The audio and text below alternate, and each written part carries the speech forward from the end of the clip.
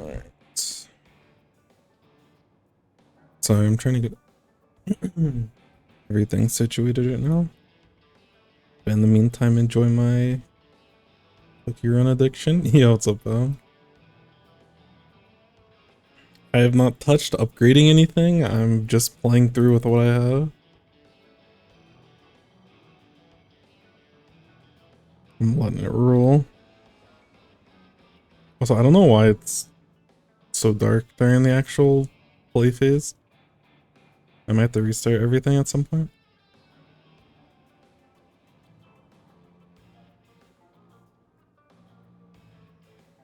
This is the equivalent of having a Subway Surfers on the screen. If I start talking too much, I can throw on the cookie run and have it play in the background.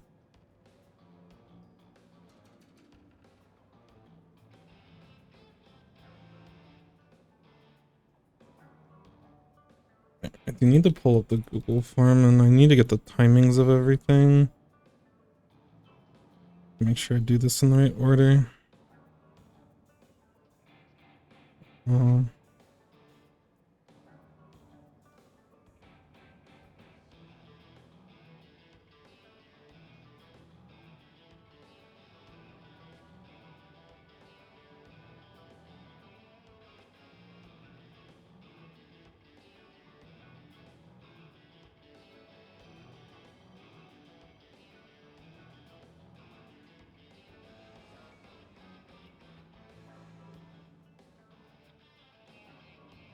Oh, okay, it does timestamp it. Good.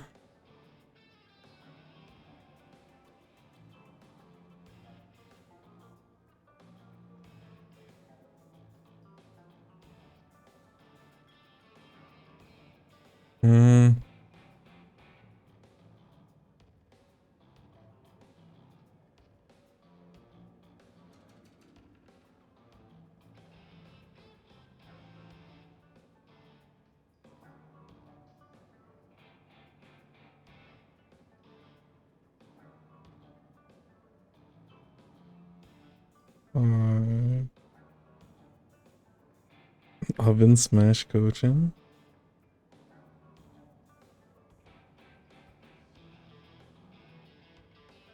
Potentially. If I can play on my PC, I'll consider it.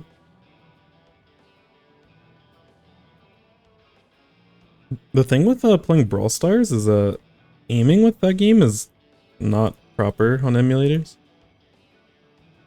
They have to like go in and fix it, I guess, every patch, and they have not fixed it, so I am not playing that game. I think it's PC. Oh yeah, it is for Steam. I forgot about that. Oh yeah, definitely. I don't know if it's PC only. I think it might start PC. But yeah, no, you're totally right. It is on Steam. So we're looking at replays.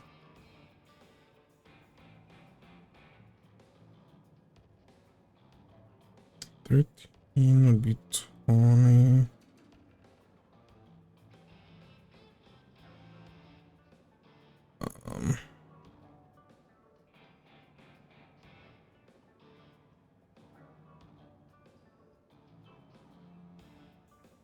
Alright. Anyways. I think I'm good. I can probably throw something up on twitter.com because why not?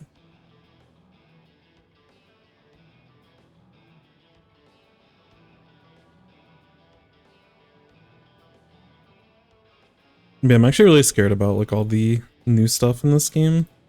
With like the ascending and all that stuff. I got no clue. It's still very much a work in progress. But let me start getting the... Actually, what are the rotations? Shout out to the Foggy No-Show. Duel? Wait, oh, is this twos? Yo, the two... Wait. 2v2s? Hey, Bab, are we doing 2v2? In a couple weeks? That sounds miserable, but I'm here for it. This one's rotation isn't too bad. In 30 minutes, there's a open zone. I wonder maybe we can do that. We'll see. Anyways, let me start getting this replay code popped in, and we'll get started.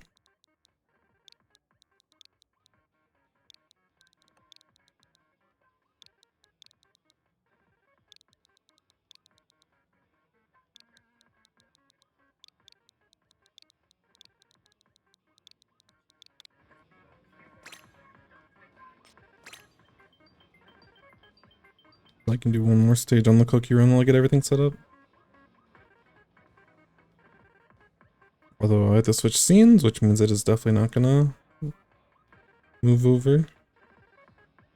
Bye-bye cookies. It's like July 7th, July 8th. Very silly. Alright. Yo, what's up, Fizzy Ball? Nice electrical box play on Hammerhead. To be fair, no one would ever expect that. I feel like you jump to a place that you shouldn't be able to jump to when watching that clip. Alright. Anyways. I'll swap this up. squidkid12. This is Splash. I believe they detailed this in their submission. They used the Google form, which is always a little bit weird, but we will make it work. So this is series. Alright. Bless them for filling all this in for me. Much appreciated. Alright, so B minus, right? Apparently.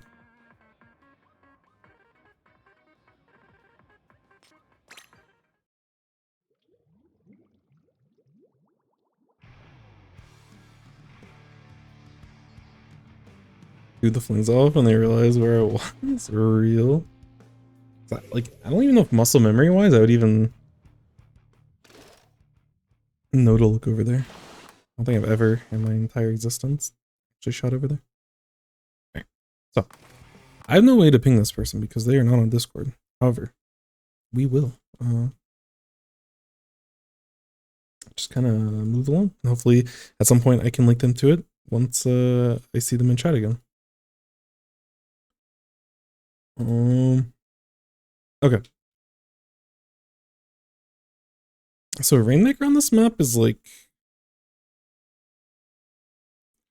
cookie run, get out of here.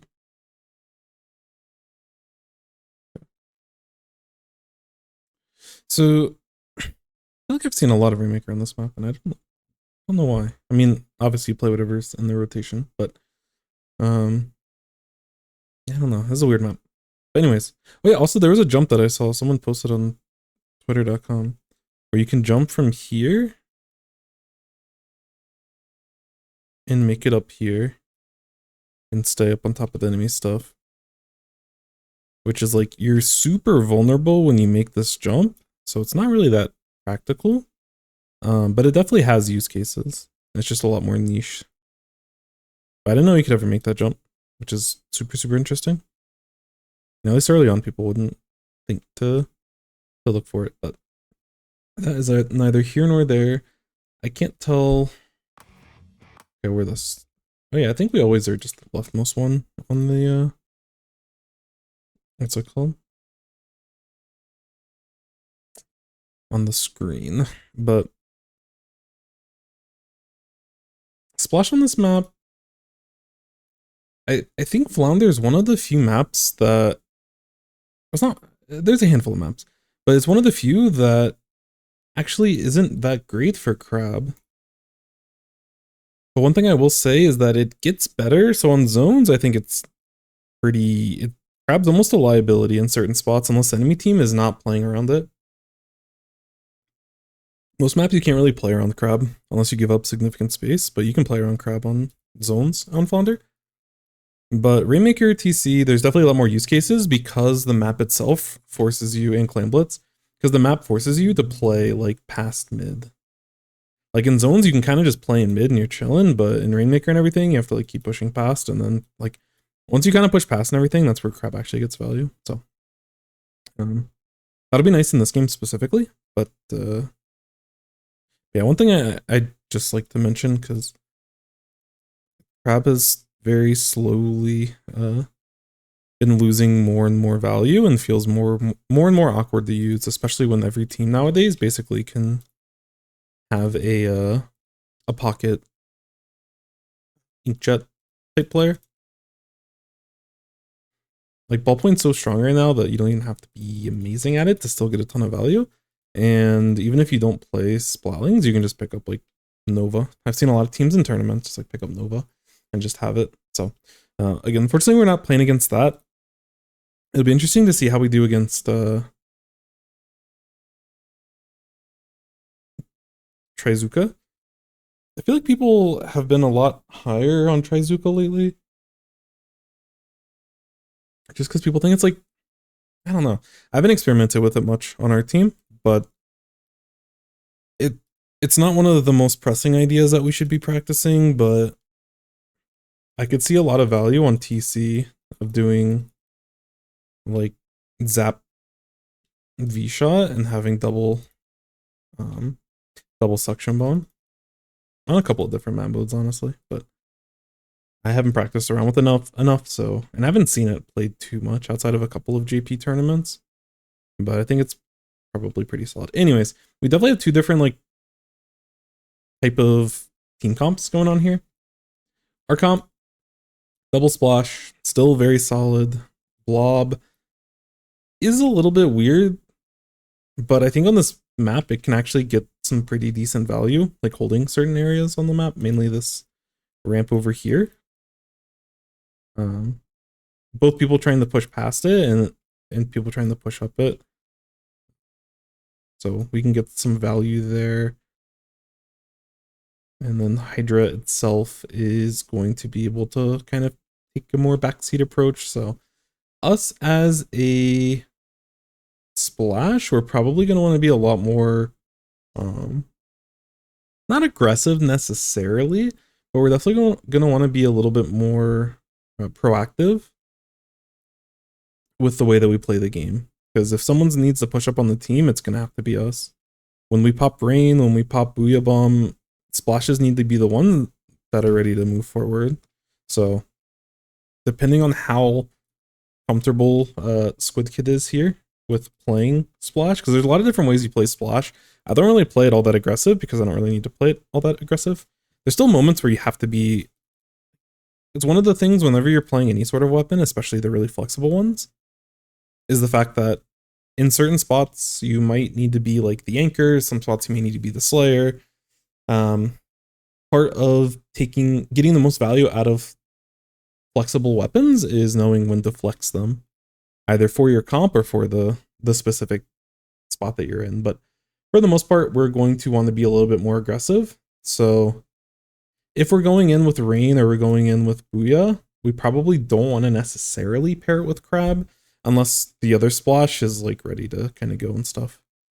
Or unless one of these backliners is like picking up Rainmaker, which I think they probably should. I don't really know who would want to pick up Rainmaker, but I'd rather have like Paint. I'd probably say like Blob pick it up or something. I don't know. But I'd rather have Paint, and although Hydra probably makes more sense just because it's kind of like the slowest weapon, but Hydra can also sit back in certain spots and still get a ton of value. So we'll see how it goes. But long story short, there's a lot of things that we can do as a splash that is going to require us potentially to be very flexible, but we're going to err on the side of being more aggressive than being passive in this kind of situation. The enemy team comp has significantly less range than we do. Range Blaster is obviously the most range that they have. Dapples is going to be a bit of a pain for us, and then these splatter shots outrange us very slightly, but it is noticeable enough. On a map like this, there's enough high ground to where we should be able to play around it pretty well, but we just need to make sure that we keep that in mind when we're looking to... yo, what's up, Lily? Welcome in, welcome in. When people try those jumps, most people wouldn't think of that. I can remember them forever. Yeah, it's definitely a catch you off guard kind of jump. On the Rainmaker, yeah, it's a silly one. But yeah, in most cases we get outranged by basically everything. Again, something like a range blaster, if we can close the gap, we should definitely like go for those fights. as long as we're able to stay mobile with our splash. But we have to be careful. There's a lot of like open lanes to take fights on this map. We have to be careful in these types of situations, taking fights against basically like anyone on their team. So we'll see how it goes. Yo, what's up, Riley? Hello, hello. All right, so we'll get into it. I'm gonna check the build real quick. Running a relatively standard build, although like swim speed standard, special charge standard. Main saver isn't necessarily standard. It is like fine, but I would probably, especially in Rainmaker, I'd probably recommend you choose the headband there. What's a color that I haven't worn in a while? Let's see. If I go all the way in the bottom.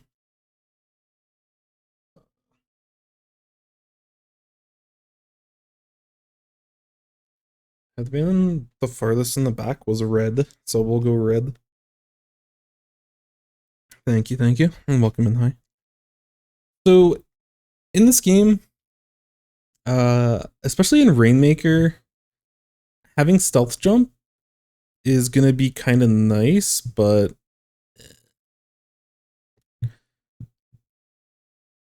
like obviously we're not running it, and yeah. So I would probably have a little bit more utility in that final slot, but honestly, the extra pain isn't like that bad, and especially like when looking at the context of our like rank, when we're in B- and we're like climbing to like S plus, and kind of continuing along that journey, your build does not matter.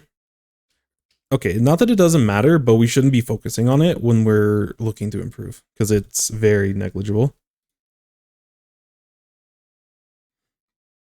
And that is for a lot of different reasons, but yeah, our build for the most part makes a ton of sense, so it gets 2 thumbs up for me. Do you have any wiper tips? Yes, contextually, I have a lot I can say. Generally, I don't really know how much I could provide the value. I think when you have opportunities to outrange your opponent, make sure that you're outranging said opponent. Like if you're playing against a short range shooter, or you're playing against like a Tetra or something, just make sure that you're positioning yourself to keep range advantage. Outside of that, it's going to depend on the overall gameplay, but a lot of times I'll see wipers take very short range fights, and it's okay to cut the distance if you're within like 1-shot range and you're looking to like 1-shot them like over a ledge or over a wall or something. But I do think, I don't know, sometimes people will take like a fight between like halfway between max range and like being up close, and it makes a difference between, because like if you take a fight against shooters in their like in a range they can hit you, it's a bad matchup for Wiper. But across the board, Wiper kind of mops a lot of short range shooters because it has that range advantage, but because the kill time's kind of slow, it's hard. So like you can't forget the ability to kind of keep them spaced out. If they get the jump on you and they're able to close that gap without you being able to zone them out with paint and your chip, then you're gonna have a bad time. So all the reviews we do through the Discord stuff. So if you wanted to submit a replay through there, I would absolutely love to go through it. But we do have an order and a process here. Otherwise, I get very disorganized and the process goes to shambles. But yeah, I'd be totally happy to look at it. I'm surprised someone got spotted over there. Okay. So we get 2 down at the beginning, 3 down.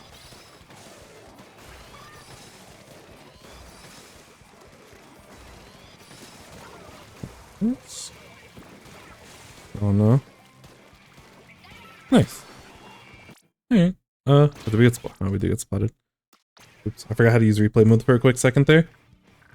So overall, this opening's pretty solid. Because this is... So the one thing I would mention, because this is Rainmaker, and I said I was going to I usually mention before a Rainmaker match, kind of seeing which team's going to get the pop first. I did not do it here. I do feel like the enemy team should be getting pop before you all.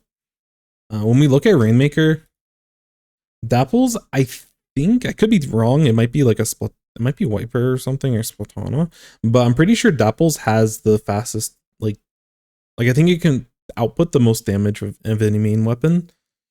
I'm sure someone could prove me wrong. It's definitely in like top 3, top 5, 100%, but I think it is the fastest. Outside of that, the enemy team has 3 lethal bombs, and this is a pretty like long way in the mid, and they're like a bunch of shooters, which matters.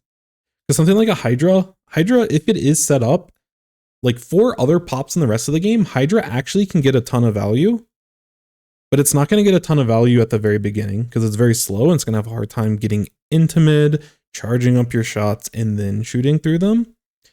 So yeah, we probably should be giving up the opening pop here.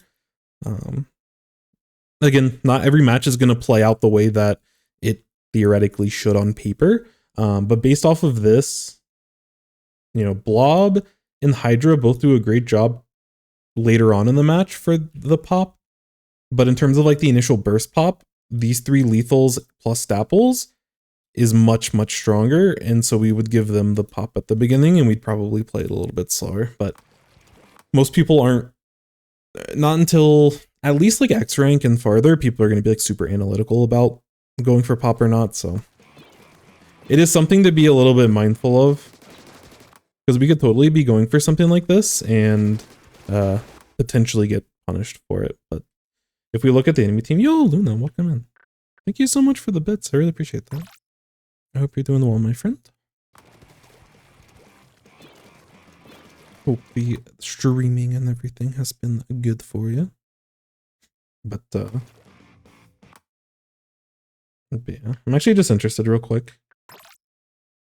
I'm interested to see how the enemy team plays the opening and why it takes kind of as long as it does.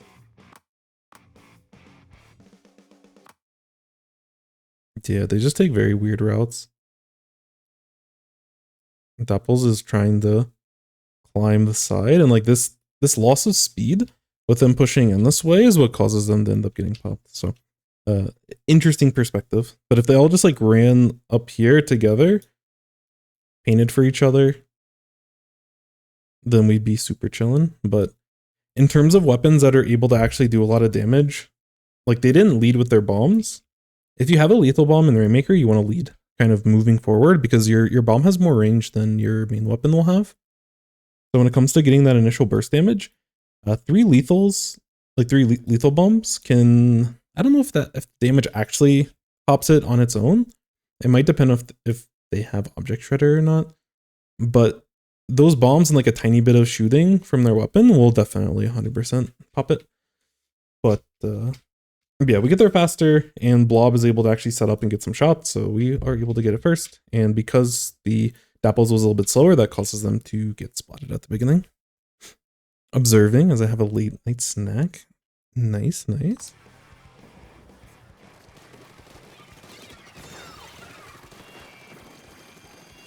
So in this kind of situation, I'm not going to be super nitpicky about a lot of this stuff, because I think, like, for the most part, this opening is really, really good from you.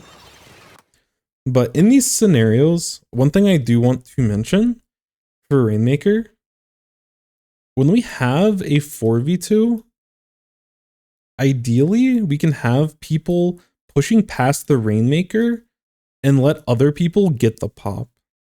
Like, yes, it's a little bit faster for more people on Rainmaker shooting it equals we pop faster, but there's like diminishing returns in terms of the overall value.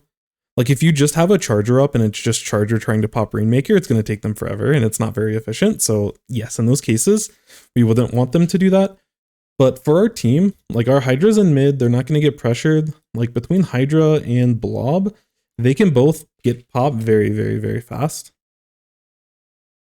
And I would like, and it also depends on what your teammates are doing, but like your teammates are ready to get pop. And I would say in most cases, in the Rainmaker, your teammates are going to opt to get the pop themselves. just because people aren't looking at the bigger picture. But ideally, when our team is effectively guaranteed the pop, which in a 4v2 we're gonna have it, I would like to see you like your other splash is like pushing this way, which is good. But I'd like to see you push past the Rainmaker because you know that two of your like backline weapons are gonna get the pop anyways, and one of them are gonna pick up. So in an ideal world, you're taking space in front of the Rainmaker and pushing these people, either backing them down their ramp, potentially jumping out. In this case, they probably wouldn't jump out. They'd probably just back up pretty safely. They might drop over here.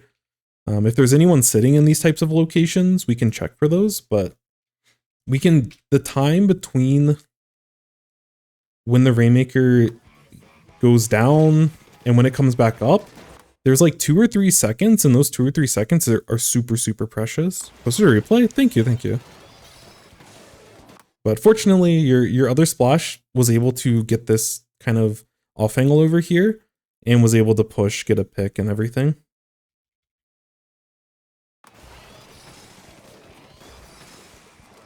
And I like your patience. You didn't see your teammates commit to this. Like, there's only one person left. So usually if there's one person, it's like, okay, we just go as fast as possible. But I like your restraint here because you know that none of your teammates are really watching for this. And if you just start pushing forward, this person might spot you. So I like the discipline to slow down and wait for those picks. Once the coast is clear, we're good to go. Teammate painted for you, which is nice. Yeah, and then we just got a little bit stuck on the podium. It happens sometimes. If you can, so one thing in these types of spots, because it is very awkward, something that's not really talked about with Rainmaker, especially because in Splatoon 2 it didn't apply ever, but with checkpoints it does apply. So when you pick up the Rainmaker, once you put it on the first checkpoint,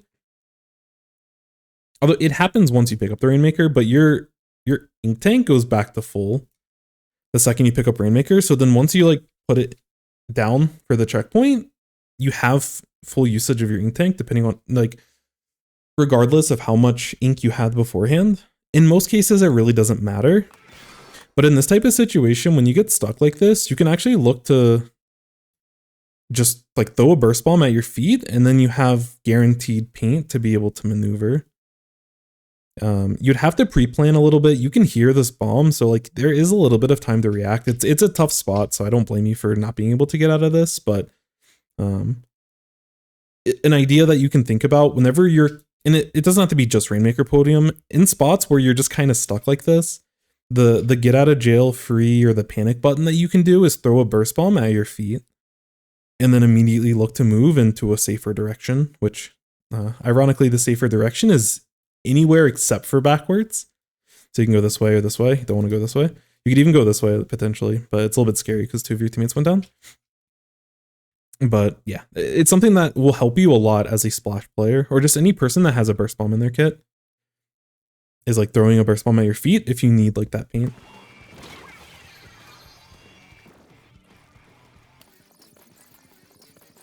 But again, overall that opening was pretty solid. Jumping to teammates, very smart.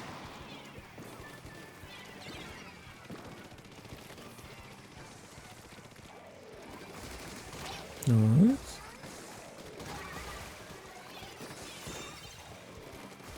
Nice defense. This is really good. I like the calculated nature of the way that you play the game. So you initially back up after you jump in to make sure your backline and team can safely jump in. All this is really, really, really good. You see this person really trying to push forward. So sharking here is just super heads up. Able to get the pick. After we get that pick, I don't love us just like sitting here and just waiting. Because realistically, this shark doesn't provide us any value. The reason why it doesn't provide us value is that if the Rainmaker starts pushing forward, they're going to shoot this top of ramp regardless. A, because you have a teammate here, and you have a jump in here. But also, that's just like the way that they have to go. So they might not shoot at you specifically on the left side of the top of this ramp. But you're going to be seeing this pressure anyways. sharking near a teammate, there's very special cases where it actually can make sense. But just kind of assume that the value that you get from a shark isn't really super useful if you have someone that's already playing that same position. So in the spot, you could totally be painting down here and still kind of be waiting for Rainmaker if you're a little bit concerned about just immediately pushing it. You can play off of this wall, like you can jump over to this wall and look to play behind them while your Blob is distracting them in the front. We do have a numbers advantage. We know where the Rainmaker is. We don't necessarily know where the T-Tech is, but you know, I'm fine with us playing patient, but I'd rather us be able to do more instead of just sitting there. But we have full link tank, we throw burst bombs, this is good. We will see how we can accelerate the match. Nice shots.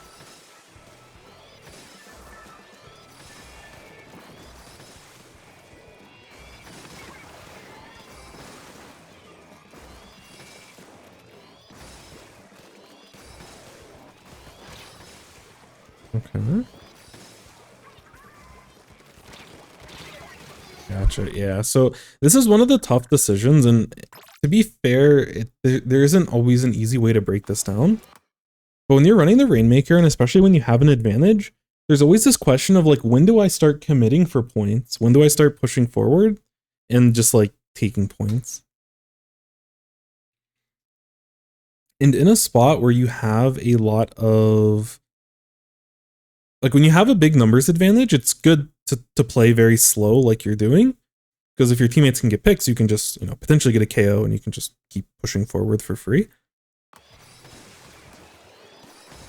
So like playing it slow here, getting jumps for your teammates, like you're letting the rain push forward, all this is really good. Like at this point, we have to be a little bit careful about just moving forward. I love that you're hitting like common spots that they're going to shark. You could probably hit over top instead of hitting right here, but you know, aiming in this area, I love that while we're making a decision, we're constantly just putting out shots and staying, like getting as much value as with the Rainmaker shots as possible. So all this is good. I'm a little bit concerned about us, like while they have this Zuka out, I'm surprised they didn't shoot it directly at you. I do love your positioning because you're positioning really close to this wall. I'd probably err on the side of being closer to this wall. Only peek out when you're ready to take this shot and then go back into cover.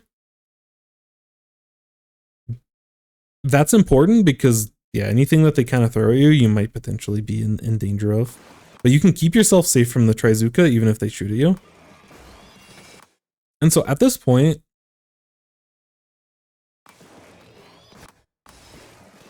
it's tough. Because I like the patience. At this point, when you have like a 4v2, I think our full team is here, if I'm not mistaken. One of them might still be spawning in or jumping in. But at a certain point, we probably do want to start committing. And like when we're taking this shot over here, I'd rather just kind of push forward at this point. Like shoot in front of us like we've been doing and then just push with it to get our points. Because the longer that we just sit here stationary, especially at higher ranks, your teammates kind of like they should be checking, although in most cases, unless you're like higher than any rank I can get to currently, like for the most part, people actually aren't the best at checking it. But like as you get to higher ranks, people will be checking like these common drop points for you so that you have more time to react. But this early on in the game, I'd probably look, once we have that 4v2, we just kind of immediately push.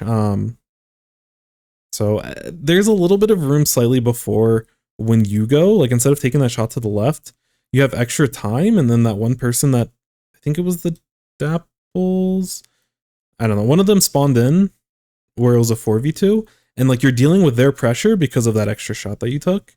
The other thing that I'd mention in this kind of scenario, when we're pushing, we probably want to stick to like a specific ledge.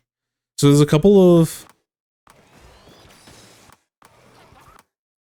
so yeah, that extra shot costs you a little bit of time. It sounds very minor, but it is important when we're trying to maximize our points. In this type of spot, I would probably look to play farther along this wall. I'd probably use this paint, so I'd probably play like here. But I don't love being directly in the middle of everything. I would choose like one side or the other. The value of being closer to the enemy team is that they have a hard time. If you can get underneath this ledge, they're gonna have a really hard time getting shots on you because they have to go over the ledge, and it makes them potentially, you know, they're out in the open for your backlines to be able to get shots. But when we're trying to get these types of points, I think we play a little bit farther over here.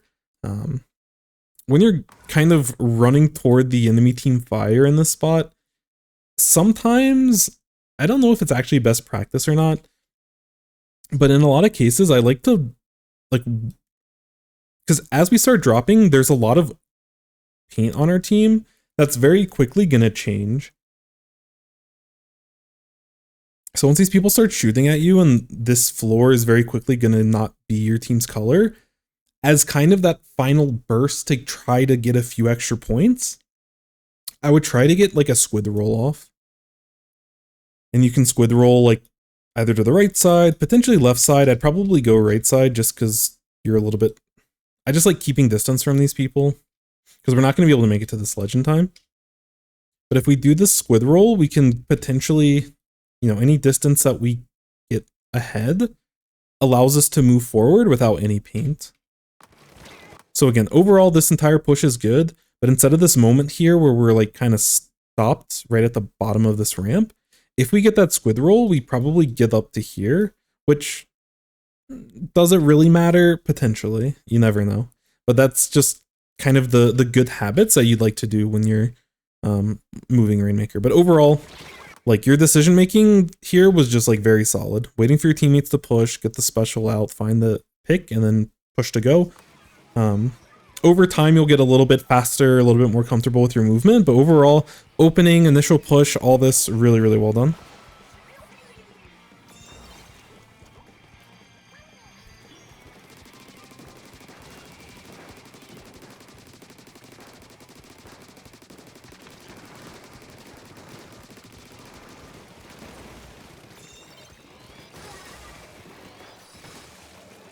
Nice shots. Okay. So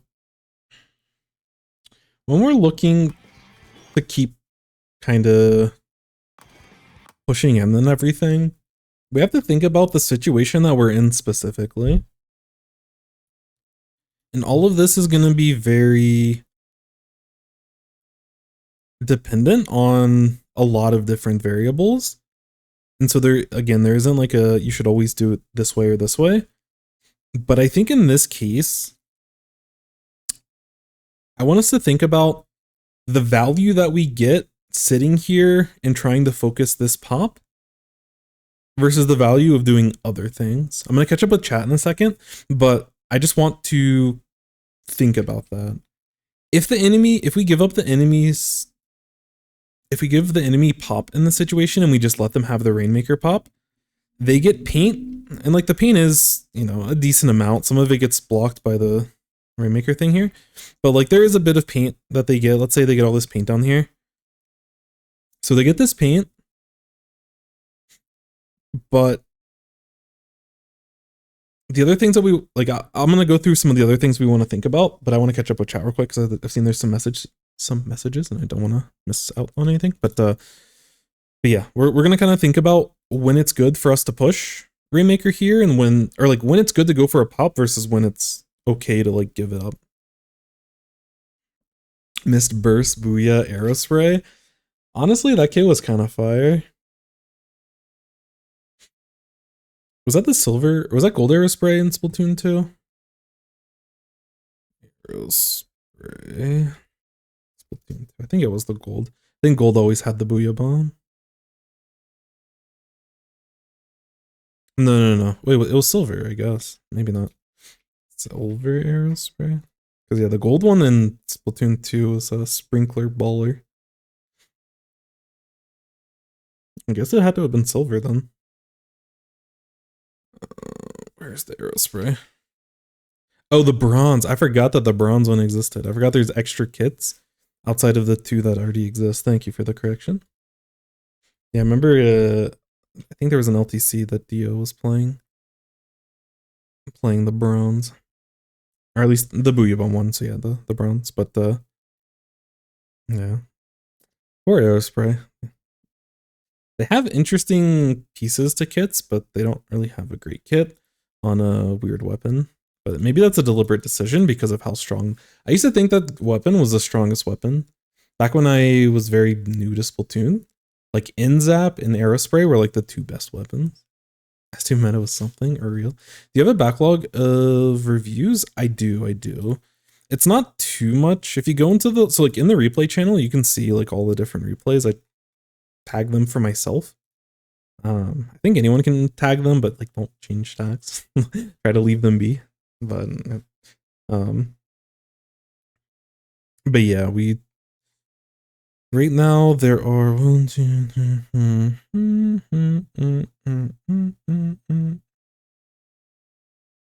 yeah, there's a handful of replays, probably like a dozen or so. So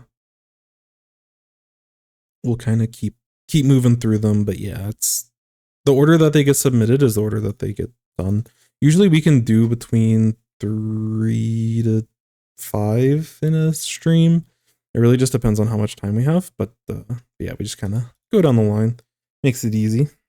With the PG Aerospray. But yeah, the order that they're in the replay channel on Discord is the order that we just kind of do them. And also thank you for the Hydrate Lily. Much appreciated. All right, so getting back to the game at hand, we have to think about when it's important for us to get this pop versus when it's important for us to do other things. So in order to evaluate this, the first thing that we have to think about is what are other things? If we're not going to get pop in this situation, what do we want to do? So if we're not going to go for this pop, what else can we do on the map right now? And the enemy team had Rainmaker. They were trying to push it past their side, and we ended up stopping them. So right now we have a player advantage and we have top mid control. So part of determining of like what our other options are, we have to think about where we're at currently. So right now, objective is on the enemy side of the map. It's on like their side over here. So that's good. That means we can be more aggressive if the objective's on their side. Second thing we have to think about, who has like mid control and like who has like the overall map control. And that is also us. Especially with the pick that we have, we can start looking to take their like top ramp area. And we didn't really go through too much about this map on how to win, but controlling basically every mode, you want to control the enemy team's like main ramp. That's like how you win the game. Zones is a little bit different. If you just control top mid in zones, like you're kind of chilling. Like you want to control this choke point, but you don't really have to like, if you push past in zones, sometimes it can actually be a liability. But for every other mode in this game, if you can hold this type of area, like we were going over a couple days ago, if anyone was here for the Scorch TC review that we did, we kind of talked about throughout that entire match. Once you got past mid, like hold it was always good to hold the enemy snipe. And basically, if you're able to get that after wiping them at the beginning of the match, it's good for you to just like for someone on your team to be there and hold it for basically the rest of the match. And a lot of that's due to the map size in this game. But the same principle applies to this ramp over here. There's different ways to approach it, like the map geometry is definitely going to be a little bit different, but this is a really important place to hold on the map overall. Because the enemy team has a hard time properly setting up and getting into mid, which they need to start pushing without going through this ramp. Everything else is like suboptimal. Not to say that you should never go for these plays, because there's again a time and a place. But as a team, when you're trying to like get set up again, you want to set up through this this side ramp over here. So in this situation, this is what I would look to take instead. Yo, what's up, AI? What silliness are we getting into? Time will tell, but currently we're watching a Rainmaker review that was graciously submitted by squidkid. And yeah, just going over some risk assessment and value assessment, I guess. I don't know. Opportunity cost. I don't really know what the proper term is for all this, but yeah, finish your slasher build. Let's go. Let's go. So that's the thing that we have to consider. If we're sitting down here, because what we end up doing, we drop down. And we're sitting here. And we're just like sitting and fighting for this. And we can watch what happens in the meantime. Fortunately, our Hydra's, you know, doing a good job sitting top mid. If they also were watching the Rainmaker, then the Dapples might potentially look to get some value and flank our team. But Hydra's playing very responsible. But while we're like going for this pop, this entire area is just completely uncontested. And like the enemy team, if they're gonna go for pop, they have to like shoot at it. Like it sounds obvious, but if the enemy team wants to get the pop, they have to go and pop it themselves. And them going for the pop also means that they're sacrificing this ramp. So if we're positioned, if we get this area cleared off with paint and we just keep moving forward, we can potentially look to take fights over here where we have height advantage. It's not to say that our whole team needs to be over here. Like I think our Hydra's sitting in a good spot. They're sitting up here. They, you know, splat a threat that's pushing them, and then they can start moving forward to the top of this ramp. And when they're sitting on top of this ramp, they can watch these types of flanks. They can watch the Rainmaker pop, but they're at least safe from getting popped. Like if we don't get the pop, it doesn't really affect them with the way that they're going to position. So I would rather us in this type of situation focus on getting control of this.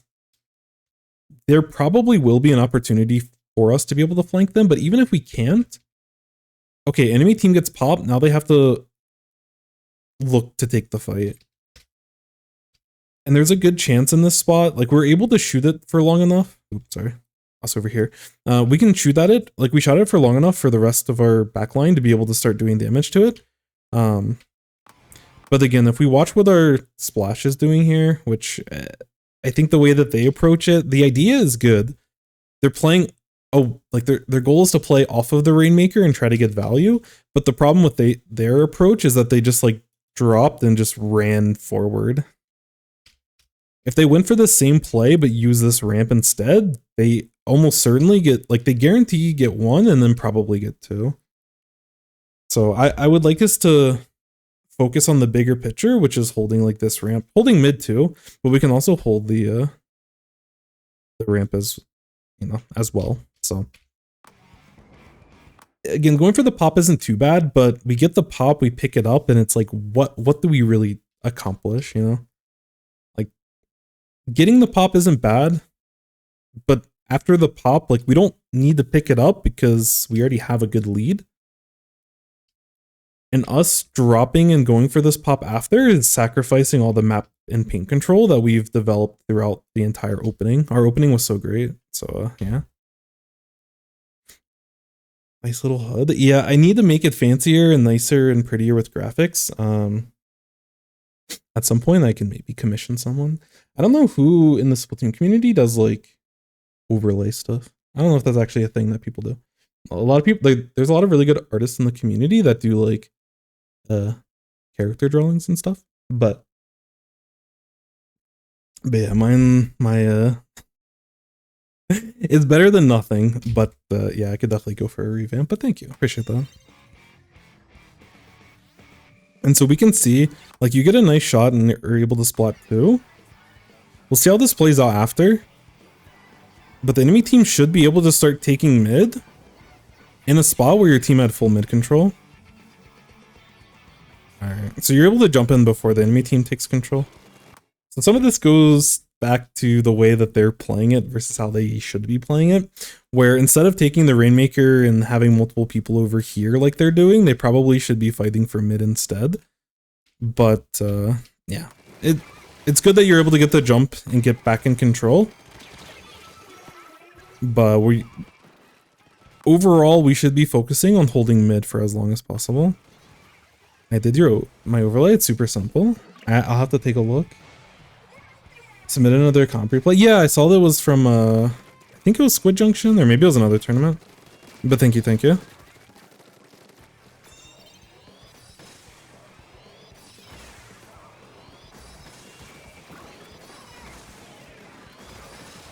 Yeah, because there's still someone behind us throughout all of this. And like, mechanically, you're doing a really good job staying alive. Oh my goodness. Yeah. Wow, how are you still alive? Please don't get the KO. Alright. I would have cried if you got KO there.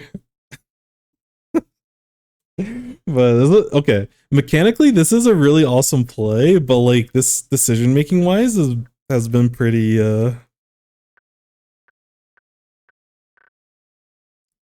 we want to focus on control. So when we have lead, we want to focus on map control. And we're still focusing on the objective. Like if the Rainmaker was on our side of the map, then yes, we probably want to do something to deal with it. But like Rainmaker sitting on their side, we can hold top mid and just let this thing reset, and then we can get the pop, and either we can pick it up and move it or whatever the case. But there's other stuff going on.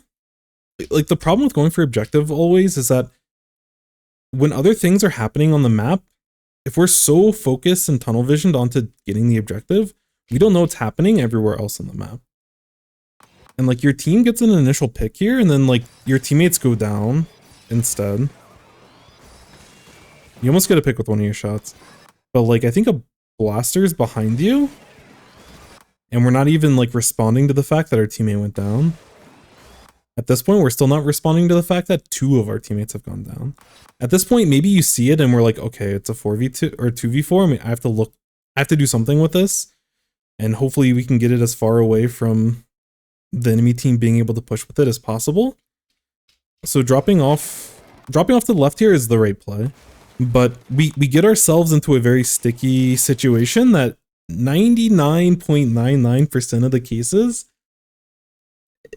is gonna net be a problem for the rest of our team. And if you go down here and the enemy team has a 4v1, then it's really bad for your team. And this is how the enemy team is able to start looking to have a push of their own. 23 is a really good lead, but if we just give the enemy team a 4v1 player advantage for free, basically, because we were focusing on the objective instead of focusing on control of the map, this is how we can throw games altogether. But I always say like 99.9, 99.99, you know, we always say it because there's this little bit of wiggle room where these types of plays work out, and this is the 0.01%. The 0.01% don't take the situation and think, oh man, like look at this, I almost got a KO here, this play was great. This play is basically throwing, but for a comedy of errors on the enemy team, we're able to survive for as long as possible. So mechanically, I like your movement, and I like the micro decisions that you're making about like, oh, our team's not in a good spot. Where do I drop Rainmaker so that the enemy team can't push it as quickly? But like we purposefully make the decision to put ourselves in those types of situations. And we want to avoid that. When you're in those spots, you can only make like you make the best out of it. But like we had full map control, and then we're purposely picking up Rainmaker and just sitting there while our teammates are trying to take fights and losing them.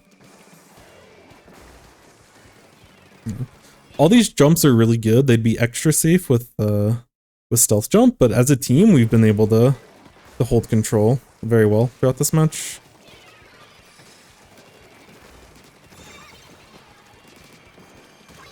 Really minor, but I like that we path to go.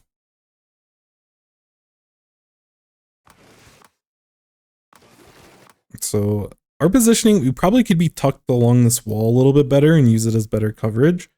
Because we ended up popping out over here, and if someone was watching for this, which they should be, we probably actually get picked before all this happens.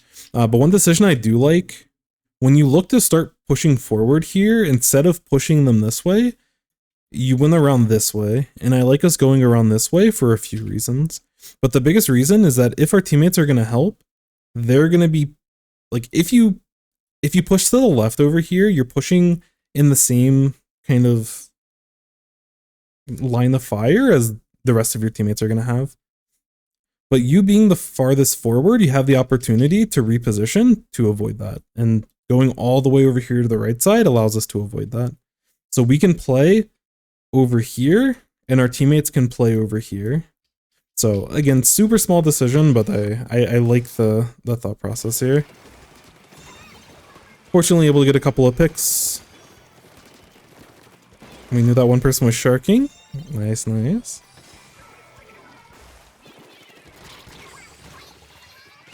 Alright, so you're able to get KO. We're super chilling.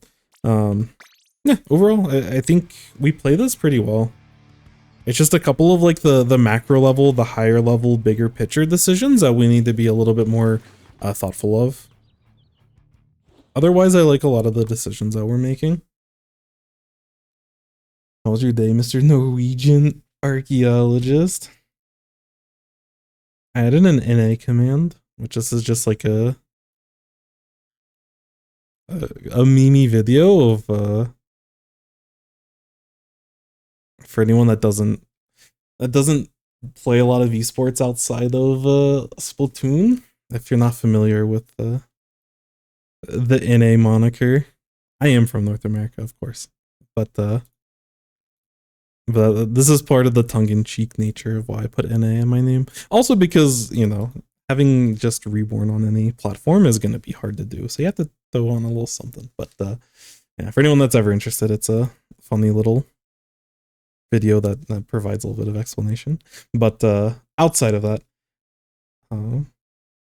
yeah, I've been doing pretty well. Again, we've been having some random apartment issues, but for the most part, things have been okay.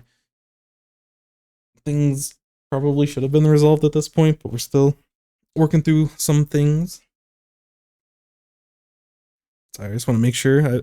I've been spilling drinks like no other in the last couple days. So just want to make sure I don't lose track of that. Yeah, overall doing very well. And then you talked about a team putting their Rainmaker in really annoying spots for both teams when they have a good lead. I'm wondering what places you think are good on this map. Just curious if you have the same thought. Oh yeah, so that's a good point. There's a couple of things. This is a really good question from Fizzybomb. I'll get to it. I'm gonna catch up with Chad, just continuing other conversations, and then we'll get back to it because it's relevant to Rainmaker, and it's a really good thing to think about, especially in this type of game where we have a big lead. So that's an awesome segue into a point I would like to make. And they is a petri dish for a variety of unique specimens in any video game. Real. As someone that lives in North America, it's you kind of have to just enjoy bits of the suffering, but yeah, it's funny. So waiting for a new tri-stringer kit. Yeah, I don't know why they haven't done that yet. I'm surprised that they haven't given any of the stringers. Well, actually, they did give the wiper another kit, but tri-stringer specifically could definitely use another kit. I think its current kit is fine, but it would be cool, especially with it being brand new. It'd be nice to have some variety and have other playstyles. No matter where you go, it's a small cloud chasing. Yeah, when you're actually in the communities, it's definitely, like, as a spectator, the same thing still applies. But yeah, when you're actually competing, it's yeah, it's still a lot of the same. You can't avoid it, unfortunately. Like, even in a community as awesome as the Splatoon community and as nice as and as friendly as and as accepting as it is, there still is this cesspool underbelly that is the competitive community, and I am a part of that community, and I appreciate everyone that plays in it competitively.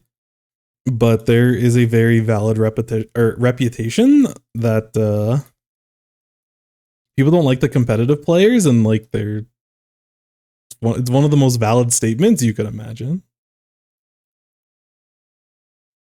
I'm perfectly fine with crunching your kit. Like playing new kits, yeah, for sure. I'm surprised that they didn't give the new stuff like a ton of new kits already. I feel like they would have done that like with some of the newest kits that they did. Next 3 months is all orgs shit talking the domestic league. I mean, you have to bring the hype for something, you know. Get swept in groups. That's too much. You're bringing back pain and suffering that I've repressed for many years watching a lot of North American League. Oh man. I remember I was so hyped during that 1 year at MSI when CLG did like so well. I remember foolish me was like, okay, this is the turning point. We actually have a team. We can build. I'm so excited. And then the clown music and everything that's happened ever since. That's a story for another day. I was one of those people. I had the hope. I knew better and I still had hope. It was silly me. The one nice thing though at this point, like anything that they do on the world stage is like you have zero expectations. So when they finally do something, it's like super exciting. But yeah, they've always gotten like the top, like they always had this privilege of like North America of being like top tier region and like having the extra seeds and like all of that comes with being like a top level region, but they've totally slipped out of that. I don't know if I haven't watched League in a little bit, like super in depth. I don't know if North America is still, I think they've like lost a lot of that, the extra seeding, and like I think they have like more play in spots and stuff for the world tournaments, but it's been a minute since I've watched. Always fun to watch though, always a good time, but have zero expectations. Anyways, Fizzy Bomb, great point. How do and where do we want to put Rainmaker when we have a lead? Which is a really good question. So one thing, because I talked a lot about map control, and I talked a lot about when you have a big lead, and especially when you get a lead early, if we're not going to just pick up the Rainmaker and try to get more points, like what are we doing instead? And there's a couple of different ways that we can look to play it. I would say in most cases, if Rainmaker's sitting in mid and we've established good mid control and we have full control of mid like we did for most of this game, I think it's okay to leave Rainmaker in mid until we find picks. Obviously, we don't want to be, part of leaving Rainmaker in mid is this understanding that we're not going to wipe as a team. We have full map control. We have to make a mistake in order to fully go down. And that's like a lot of like extra stress and pressure on people. And that understandably is why a lot of like newer players of the game like just picking up Rainmaker and moving it forward. Because the farther you move it forward, the farther, you know, the longer it takes for the enemy team to be able to do anything with it. But anyways, a couple of things of like best practices for that. It might sound obvious, but not having the Rainmaker on your side of the map is good. So the map splits like this. Flounder's a little bit weird in that it almost split. When you're in mid, I can't draw a straight line. It almost splits vertically. Like mid itself, so this little like skinny part in the middle, this is split this way. But for these areas over here, in this area over here, it's almost split vertically, where this is like our side. So this is almost us and this is almost them. Obviously, we can control this area really well because we have the Great, and we have a harder time defending this because it's closer to the enemy territory for the exact same reason. They have the Great and high ground that they can play around. But especially on Rainmaker, that's kind of how this bubbles up in a lot of spots. So I would say in most cases, let's say that you have full control of mid, you know, Rainmaker gets popped over here, Rainmaker gets popped over here, and so we're pushing we're on this team, so we're pushing like this way. So, you know, Rainmaker's on their side, they resets, we have full control of mid, we get the pop. If we get 1 or 2 picks in this type of situation, then it's good, in my opinion, and you'll get different perspectives from different teams. Some of this is like stylistic choices, but I'm totally okay with us just like holding this area and just stalling through here. Because part of deciding where you want to put the Rainmaker, it goes back to like how long you need to stall for. And in this map specifically, like we get the initial push in like the first minute of the match.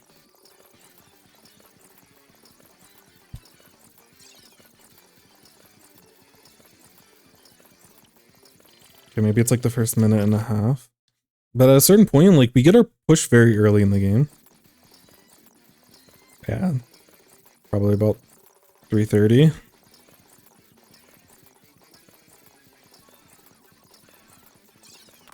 Okay, so yeah, 3:30, and this is when the push actually like ends. We can get jumps to our Hydra, so we have like this is like the situation. This is like the exact situation I'm talking about. Our Blob probably should have jumped in, but either way, we have full control of mid. We have a big lead. There's a lot of time left. So if we get a numbers advantage, like if it's like a 4v3, 4v2, I'm okay with Rainmaker. And what I would usually opt to do is like, I just take Rainmaker and I'm probably just sitting back here and stalling. Exactly like what squidkid was doing in the initial push, where we're playing in like this. So as a Rainmaker, we'll sit in like this general area and we'll just get shots up here, over here, maybe up here, you know, down in this pit, in front of us. Like all these areas, I'm gonna get Rainmaker shots. And I want our backline to be situated. So like Hydra, we'll position here. We'll probably have Splash somewhere on the ramp with us, or maybe Blob's with us, and then Splash can flex positions. Maybe they play on the left side over here and just hold. Maybe they can push up, but we're kind of just like holding, and we're okay not ever pushing again. Because like on the initial push, it's like, okay, we have picks. It's time for me to score points. We don't necessarily have to make that decision unless we like wipe the enemy team. And we can kind of just sit here until it's like, oh, like in an ideal state, it's like, oh, Rainmaker's at, you know, 20 seconds, 15 seconds. All right, time for me to move forward. And then I go down, and maybe I only get like this far, but me as the Rainmaker, I go down here. We just stall the game for another minute. Like we're chilling. You know, we've grinded the game away. I can jump back into mid and we just kind of play through the cycle again. That's one way to approach it. And for me, I feel like that's the most comfortable compared to like, because most people default to just like, okay, I'm going to keep picking up Rainmaker and I'm just going to keep like, we keep going for these big pushes. And the mistake there is that the rest of your team is playing like we need a big push instead of playing to stall. And if they play like we need a big push, sometimes we fully wipe and then we give up mid. But stalling with the option of potentially KOing if we wipe the enemy team, that's probably the most comfortable like kind of default to start out with, because it's like the most natural game plan. It's most similar to just scoring normal points, except for that we have the restraint. We just hold high ground and we just stall for as long as we can. You know, Rainmaker goes down, it's totally fine. They get to jump back in and we still are in control of mid. But more time has elapsed. So like we're happy. We're holding our advantage for longer. Having this 23-point lead 3 minutes and 16 seconds into the game, still pretty solid. It probably gives us like a 55-60% chance of winning. But there's still a lot of Splatoon left to be played. But if we have like a stall push, and then there's, let's say, like a minute 30 left after we do the stall tactic, and then Rainmaker is about to explode, so I don't want it to explode on my team, so I'm going to move forward and just die with it. Us having a 23-point lead with a minute 30 left is like way better. We probably have like a 60-65% chance of winning there. So that's kind of the idea, is that we keep chipping away at this time, but we never sacrifice mid control. The other thing that you'll see, there was a game, I wish I remembered where. It was a tournament match. It might have been the Ink TV League. I don't remember. I think they played this map mode in that thing. I don't know who made that. But yeah, in that, Starburst let the Rainmaker get, like, they stalled the Rainmaker over here instead. I'm pretty sure. They ended up getting, like, the Rainmaker carrier got splatted over here eventually. But they just played, like, down here. Again, assuming that we're pushing this way. And so, like, they just left. So basically for, like, 2.5 minutes or, like, 3 minutes, they let Rainmaker, so sorry, I'll leave that over here. Just know that we're pushing toward this way. But they left the Rainmaker sitting, like, in this corner. They left, like, they didn't pop the bubble. Because if you pop the bubble, there's a 15-second timer until it resets back into mid. But they were happy with the Rainmaker being in this position. It might have been over here instead. It was somewhere in this general area. But they let Rainmaker be in this awkward spot. Because for the enemy team to pop this and to get into range of popping it, they either have to take control of our side mid, they have to be over here, or pop it from over here, or pop it from over here. And all of the other boxed in areas, these are suboptimal to getting control of the rest of the map. Because if you want to push for mid, you don't want to, like, sit down here. These are, like, bad spots. And with Starburst, yeah, they didn't talk about or anything, but from what I kind of saw out of that is, like, in this spot, when they have full control of mid like we do here, they're basically saying, you know, we're comfortable fighting you all for mid control for the next 2 minutes. And we're confident that we're going to be able to hold it for the entire 2 minutes. And we'll win the game. Even if we do lose mid control, they still need someone to, like, get the pop, which is still very awkward. They have to, like, you know, drop down here, pick it up, climb back up this wall, and then they're, like, doing this kind of push. If your team wipes, like, there is a little bit of risk of this Rainmaker being as close to the first podium versus, you know, having the Rainmaker over here, or, like, in our example, having the Rainmaker over here. In these spots, it's farther, like, they have to go farther for the podium, but it's easier to defend this. So if you're comfortable with your comp and your skill level against the enemy team, if you're confident holding mid control, then having the Rainmaker sit over here is probably the better play. But it really just kind of depends on, you know, your style and how your comfort of that game. I think in this game against, like, what that Starburst was playing, they definitely won the game. They might have lost control of mid, but they stalled for, like, again, like 2+ minutes. And the enemy team only had one potential push to be able to stall the game. And because they had mid control for the entire game, another part about this whole thing, like, when your team is winning, there's a lot of base paint when you do inevitably get wiped that you can very quickly get specials. So that they were able to stall long enough so that the enemy had, like, one push.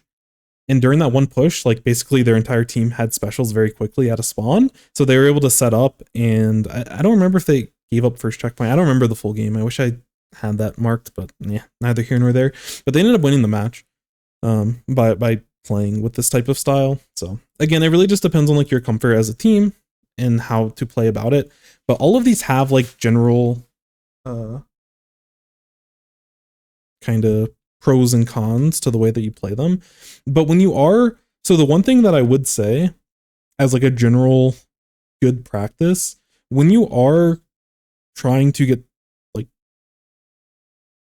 if you're going to die as the Rainmaker carrier and you have a lead, you want to throw it in a corner that the enemy team is going to have a hard time getting value out of. So either you put it in, like, this awkward spot over here that Starburst did, so that when the enemy team pops it, like, they're getting paint in this very who cares kind of situation. Like, we don't care if they get paint over here. If that paint is, like, top mid, then it's potentially problematic. But them getting paint on here is, like, whatever. But like getting splatted in a corner away from like, so that when the enemy team does pop the Rainmaker, they don't really get paint. Like either you limit the paint that they get or the paint is in an area that is irrelevant. So usually people will want to drop it in like random like pits on the map where there's a corner that secludes and like minimizes the amount of paint that the enemy team gets. That's why getting this pop, like I was talking about before, getting this pop over here like doesn't have a ton of value. It is a little bit more in the open, but like this entire area is like, it's like there's like, you know, unpaintable. There's a little bit of a wall here. This Rainmaker barrier actually covers a little bit. But all of those things you can take into consideration. But if you don't know where to go, so if we are stalling this type of play, if I can drop into this area, then I would probably be here. If I can't do that, then I'll just drop directly underneath me and I'll be in this little pit here. If you can't do that, then, you know, obviously it's not ideal, but like you can like move back into this corner and like use this pit as an area to have the Rainmaker get stopped. But yeah, that's a little bit of min-maxing, but usually just generally on maps, if you can drop it into a pit, you're in a good spot. A pit on the enemy team side of the map somewhere. But there's a lot of nuance and very interesting ways that you can play around it. And I would say most teams don't play it like Starburst did, even top teams. Again, this might be teams uncomfortable holding mid, or maybe they just see this type of hold that's closer to the, you know, they climb up the wall and they're close to the podium.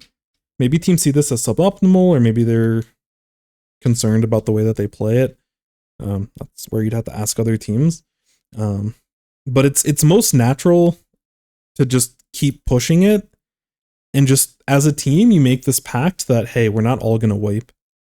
If the enemy team uses a bunch, so if we're holding this position and the Rainmaker's just sitting over here, and let's say the enemy team, they pop a Tri-Strike, let's say they had Inkjet and they had like a Zuka, like if they throw 3 specials over here, then we just say, hey, you know, as a Hydra, I'm not taking this kind of fight.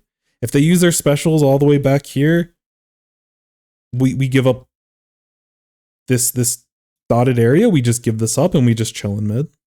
And we can hold this part and we can hold their part. But we give up the dotted area because, you know, if they're going to waste 3 specials, I don't want to potentially like give them the full value of those 3 specials.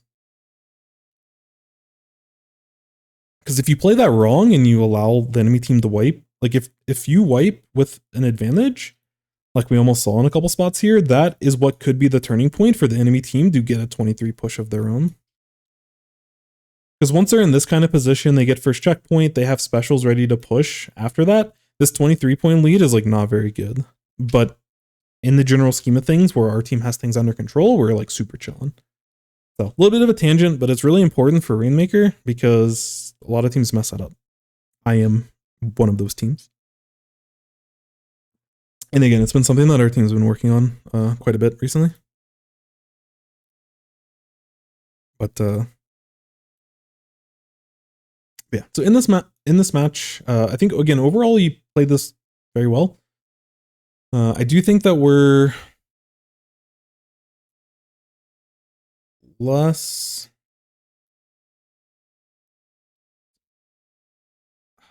There's different ways you can phrase this, but I'm just gonna say map control is more important than objective push with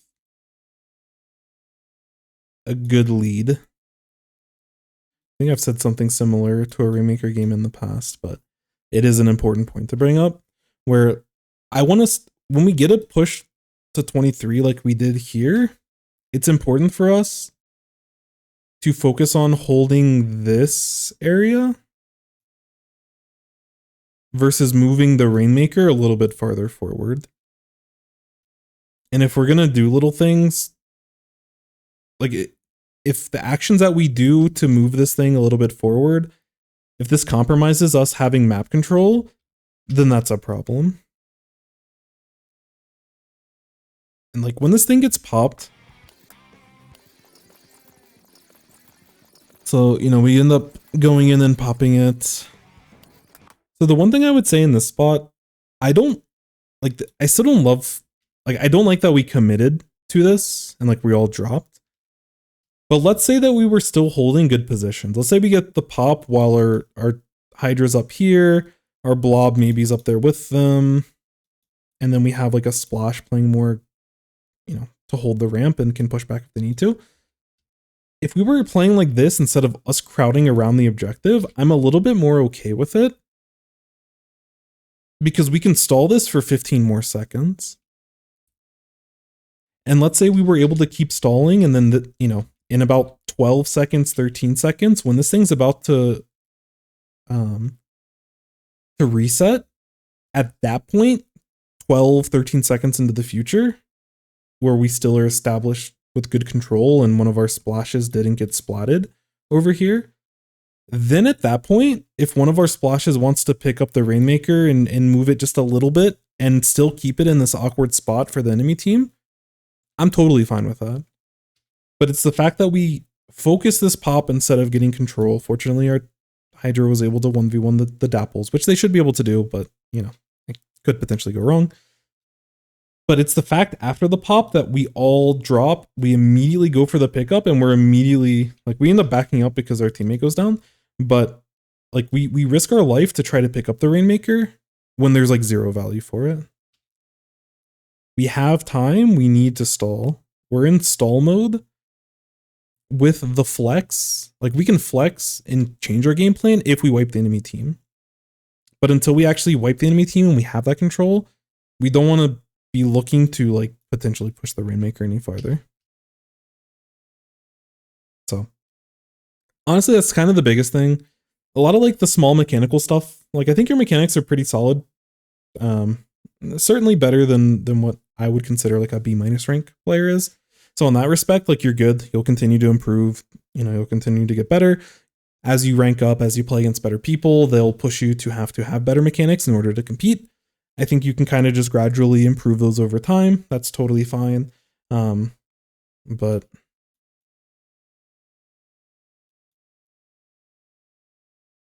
yeah. Hold. It's the same thing, but like just like holding control is like really, really, really important. Because I don't think that we... So part of this is with paint. There were spots where we were sharking because we knew people were wanting to push up here.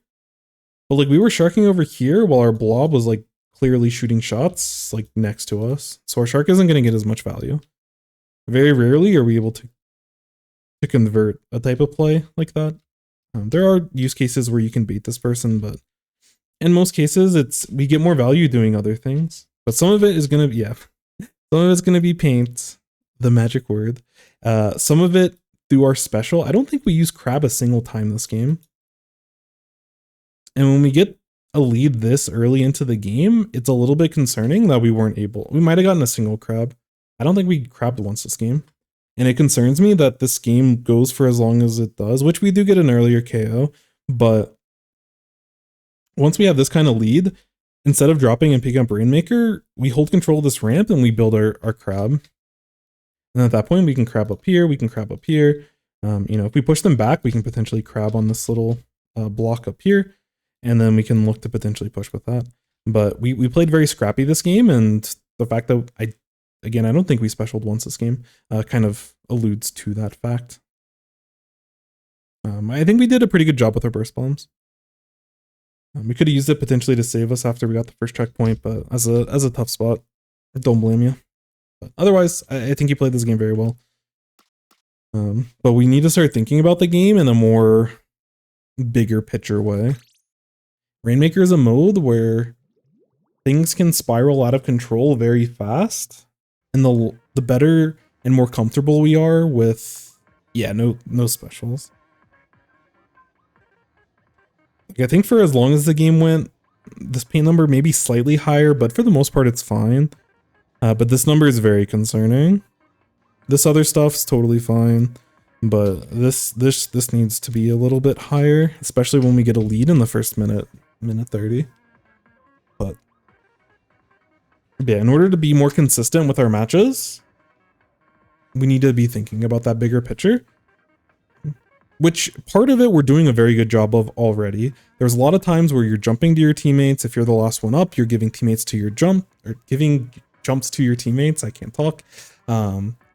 You're already thinking about a lot of the bigger picture things, either inherently or, you know, you're actively working on it, which is good.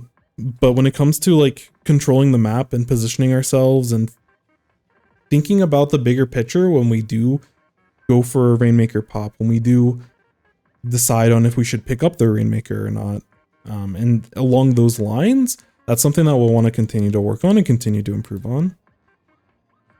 Because at this rank, no one else is doing this. No one else is thinking about the game in that bigger picture. And that's why we, you know, that's why we are able to have these Herculean efforts of picking up Rainmaker in a 2v4, or like it was a 4v3 initially, but then it became a 2v4, and then we like, you know, dodged past 2 people and almost got the KO in that kind of play. Which again, mechanically that was a great play, but decision making is something we can work on a little bit. But overall, I think where you're at now, like you're in a totally good spot. I think if you keep playing with this kind of thought process, I would focus a little bit more on painting and making sure we have crab, because crab is a good stall tool. Crab is a good safety tool. It can be used for pushes. Very often it can be used for pushes, but we can force control on certain parts of the map by having crab out. And the fact that we never, because I don't think there were spots where we, some of this is because we were running Rainmaker a lot and we can't build special when we have the Rainmaker. But even in spots where we would jump to our teammates in mid and everything, we weren't trying to paint for a crab. And I'm more okay with us having less crabs when we have double backline and we don't, like, we need to get that initial lead. And like, you know, our other splash was playing very, very, very aggressive in these situations. And when they're playing very, very aggressive, they're not going to get a lot of crabs either. But we need y'all in the front line in order to like get a lead. But once we have that lead, then we should definitely have a higher priority on this, and we should have a higher priority on this. But again, overall, very solid performance. I think you're certainly going to continue, you know, the way that you're naturally playing. And if you are a little bit more considerate on when you decide to pick up the Rainmaker, you'll be chilling where you're at now, and you'll continue to rank up. So I see no problems there. But there's a lot of bigger picture things to help you win more consistently and to help you climb a little bit faster.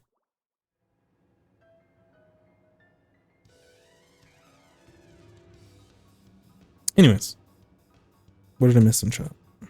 Yo, welcome in, Incognito. Hello, hello. Stalling's interesting because I feel like sometimes people focus so hard on the Rainmaker or taking the Rainmaker down to keep them from advancing, they forget to double check the countdown. Wait, which count? The countdown of the Rainmaker itself?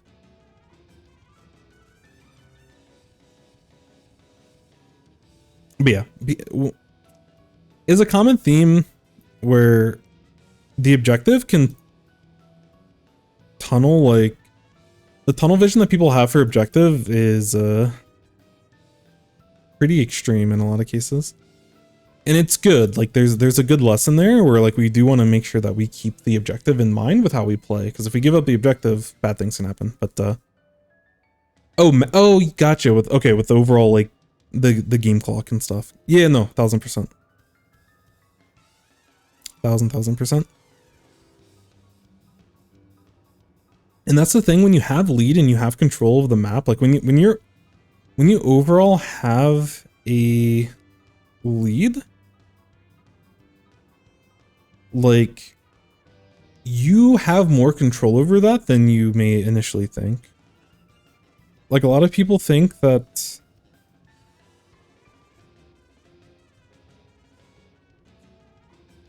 I don't know, sometimes people just kind of play the game and then they just kind of let things happen. But there's certain things you can do, especially when you have a lead and you have control, where you get to slow down and you can like make those decisions. Like you have a bit of control over the way that the enemy team plays and the way that your own team plays and what they're able to do. And this goes back to like thinking about Splatoon as like an actual PvP of like not weapon versus weapon or like squid versus squid, but like the person playing the match versus the other person playing the match. And yeah, it's a part of the match that, or a side of the game that a lot of people don't think about until they get to a certain level. Some of it might be because they're still trying to get comfortable with mechanics, still trying to get comfortable with like how the game mode plays. Some of it also is just like, they may not know what that looks like, you know? Like if you're climbing the game, because I was very sheltered when I first picked up Splatoon 1 and I first picked up Splatoon 2. Like I bought them both on launch. When I initially got both of them, I was very sheltered from like how the game should be played. I only played the game. I saw a couple of dude videos, but I was mainly like, oh man, this is so cool that like people are really good at this game and there's like content there. But I didn't actually like analyze it. It was there for entertainment. It wasn't there to like learn from, because I didn't think about Splatoon as in that kind of way at the time. But I think, you know, if you were in like B- rank, or if you were in A rank, or, you know, early X rank, mid X rank in certain spots, if you're never put in a situation to deal with that, it's going to be hard for people to like come up with these plans themselves. Like there's a certain way that the match plays out. Yo, what's up, Andrew? There's a certain way that matches play out that you don't even know that it's an option. Like when I was talking about Starburst leaving the Rainmaker in that weird spot and on their side of alley, and they just defend mid for the rest of the game and they don't even go for the pop. That's not something that I would organically like discover myself, if that makes sense. And as our team, like, and I can only speak from like our team specifically, but I can tell from like the comfort that our team has had over time that we played, we've been able to execute those types of plays more often, and we've been more comfortable doing that like for ourselves. One map like that we did that recently in a tournament was Museum. So like I don't know why people still play Rainmaker Museum. It's fine, but we played some Rainmaker on Museum, and we had like, I was so proud of our team. More proud. I get proud over us making good macro decisions over us having mechanical outplays. Like obviously it's cool if like, you know, Sun hits 3 snipes in a row as a leader, or X-Ray goes in and gets a nice, you know, double. You know, or Bab has wiper moments where he's one-shotting stuff. Like all those stuff are exciting and hype, but I'm like the most proud and I'm most interested in us improving on like the macro side. And there was a Rainmaker Museum game where we dropped the Rainmaker off on the right side. Like we had a lead, similar situation to what we saw in that Squid Kid game. We dropped Rainmaker off the right side of our plot, like in front, but like on the far right corner, or that little fish, not the statue, but there's like a fish painting in there. I don't know. Anyways, we left it there and we just inflated the Rainmaker to our color, and we just held mid and we played on their plot, and we just held control for a minute and a half, 2 minutes in certain cases. And we were able to win the game by just playing solid for the entire game. And obviously that's like very boring as like a spectator of like, oh, no one's picking up the Rainmaker. Like this is awful. But you know, if you're trying to be competitive, not everything is going to be like the most entertaining, you know? Obviously that's what people like hope for, but when you're actually the one competing, you want to, if you can win in a very boring fashion, like that's what I'm looking to do, you know? I don't need a crazy double or a crazy like 1v1 in order to feel super happy in the way that we play and be like, oh man, we're improving because we're winning all of our 1v1s. I'm more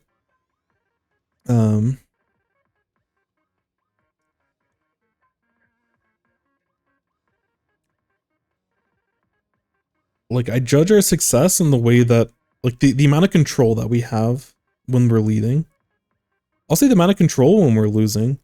That's a little bit harder though, because there's a lot of pressure that creeps in, and at a certain point when you're losing, you have to take risk. And like judging the risk that you take, because there's like very risky, like there's high risk, like low or medium reward, and then there's like medium risk, like medium to high reward, and trying to maximize the reward and minimizing the risk. Like those are the types of decisions that interest me in competitive. Is like in a situation where it's one person versus the other, being able to exert control over the entire game state and making decisions that help you get there is like what interests me the most. I know for a lot of people, it's like, you know, it is the hype plays. People are looking for the hype factor, but I never like, I mean, it's entertaining. If I'm watching, I usually don't watch competitive for the entertainment because I don't find, this might be a little bit of a hot take. I don't find competitive Splatoon entertaining in the least as a spectator, which I think is a problem that happens in a lot of different, like it happens from different areas. You know, I'm invested in it and I'm interested as a competitor, and I'm invested in like, you know, scouting out other teams, other players, understanding the play style of how people play. You know, what are other people doing that I can implement in my own game and improve? All that stuff I'm really invested in, but for a lot of different reasons, I just, I guess is hypocritical of me because I'm the one that's actually competing, and I'm like telling myself that I'm like making a boring product, I guess. But I don't see Splatoon competitively. Like if I'm just totally trying to just be entertained, I'll literally do anything else other than watch competitive Splatoon. But when I'm trying to learn and I'm trying to improve, I love watching tournaments. And that's why I watch tournaments, because I'm trying to like level up myself. But I have a hard time watching competitive and be like, oh man, this is so exciting. Unless it is like the Western region versus Japan. That's the only time where it's actually interesting. But like Western versus Western, I don't care. Other than trying to look for other stuff. But yeah, seeing how Western talent can play against the best players in the world, to me that is entertaining because there's like an entertaining storyline there. But yeah, I don't know. Not to be like boomer or be like negative about it, because it's not like any one person's like fault, you know. I don't even think it's like there's a lot of reasons why it's tough, but in order for me to actually be entertained, yeah, there has to be some storylines and stuff. And unfortunately, a lot of people equate storylines with like drama and stuff, and I'm not really interested in that. Sometimes it can be hype if there's a little bit of a, you know, back and forth between certain players or certain teams, but for the most part, I have a very, like, my entire life is focused on like min-maxing. Maybe that's just the capitalistic system. Maybe I'm just a cog in the system, and that my brain has been programmed for that. But I mean, truthfully, it's how it is in a lot of competitive games that I play. I have a hard time, and maybe it's because I'm just that invested in the competitive scene. But there's a lot of it's hard for me to be properly entertained by whatever competitive game that I'm playing. Because I don't really, I guess, like, I don't know. It also depends on how you define like what entertainment is. That is kind of a, whatever. What's the definition of entertainment? The action of providing amusement or enjoyment. I mean, I do enjoy looking at the game, but I only enjoy it through the lens of improvement. If that makes sense. Yo, what's up, Fade? Welcome inputs. I can't see any competitive player as just OP good. Above average is best. I think as a community, I definitely think that we can all, I don't know, it goes back to like, I feel like a lot of the competitive community, which this happens in other games that I've played, especially shooters. I don't know what it is. The type of people, and this is a bit of a knock on myself, but the type of people that get invested in competitive shooters, like the competitive side specifically, it's a very certain type of person, which can be entertaining in its own right in certain spots, but also can be a little, I don't know, overly competitive. Maybe an ego they're trying to protect. Edgy in a lot of ways, especially in a community as small as ours. Competitively, I think, Splatoon as a entity is massive because it, you go into the music, the art, there's other competitive segments in terms of like, the salmon run stuff, the speed running stuff, all that stuff is like a lot from what I've seen, and I'm only somewhat invested in those other areas outside of just the competitive outlet that I play in, but those seem a lot more accepting and a lot more like wanting to share info. I don't know how great of a job. I know for speedrunning, which I don't know about Splatoon specifically, but I know a lot of like Discord communities and stuff, like they do a really good job of like, if you want to learn how to speedrun, like this is the type of kind of going step by step with like what that run looks like and like how to approach it and like how to do all the different skips and all the more technical bits to it. But I feel like the competitive community, there's a lot of ego and people aren't as excited to share. I mean, I go through a similar type of spiel every single time that I get on the topic, but I don't know. People are just very, the competitive community is not welcoming at all. At lower levels, it's okay because the egos aren't there. People are just excited to like play the game and like meet other people that play competitively and are like gracious and just happy that there's a competitive area to like play the game. And so those areas, if you're starting out and you're new to competitive Splatoon, is very welcoming. Some of that is due to the just overall acceptance and demographic of the Splatoon community as a whole. Because usually a lot of the lower level players aren't investing as much time.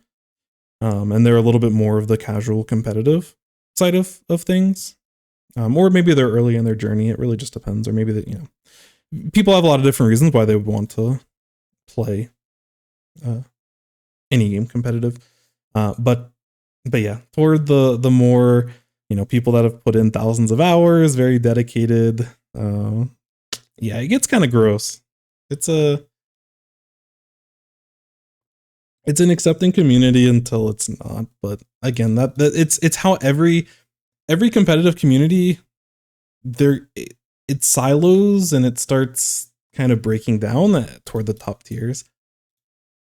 I don't think that there is a good way to fix that issue. I think it's a flaw with like humans themselves, where some of it is like an ego thing, some of it is a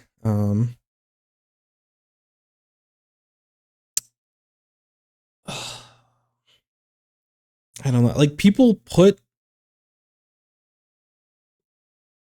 like if you invest thousands of hours into something that you're trying to compete at and trying to improve at and get better at, you almost feel like part of yourself is in that, and like people put part of their self-worth as a person into what they do as a competitive player, which is not the case ever. Your self-worth should never be tied to the results that you get in a competitive video game. If you get to that point, which, as a competitive player that's played competitive for, almost a couple of decades at this point, it's easy to fall into. And when I'm, 14, 15, 16, when I'm a child, teenager and stuff, like into competitive games and I'm seeing success, it's very easy to fall into that trap. And to a certain degree, I definitely did fall into that trap. I wasn't quite as nasty as some other people are, but it is somewhat of just the way that people are. But other games that I've played, so one thing that I think is interesting is like in Splatoon, like you're basically never playing for money unless you're like a content creator. So I think it's fascinating that people are still as me against the world and I don't want to help you kind of thing toward the higher levels when there's no money being played for. That's always been the interesting thing. I've played in other communities where like, oh yeah, there's an upcoming LAN and like the winning team gets like $10,000, $20,000, or oh, this online tournament that you're playing in is like, one of them was $100,000. I was sponsored by a large company, but most of the online tournaments were maybe only a couple $100, not nearly as similar stakes to some of the bigger tournaments in Splatoon. And when money's involved and everything, I can understand it a little bit more, but it's always just fascinating that the way the human mind works, which is a whole other topic. I'm gonna stop going on tangents because I could go on tangents about this stuff all day. But yeah, it's fascinating to look at the way that humans respond in competitive high pressure situations. Sometimes it's very beautiful, and sometimes there's like, that's why I'm always invested in being competitive in whatever game, because the ingenuity, the creativity, the execution in like high pressure situations, all that stuff is like super super super fascinating, and it's something to be celebrated. Because there's certain plays and situations that people make, and just all esports as a whole, or just any competitive environment,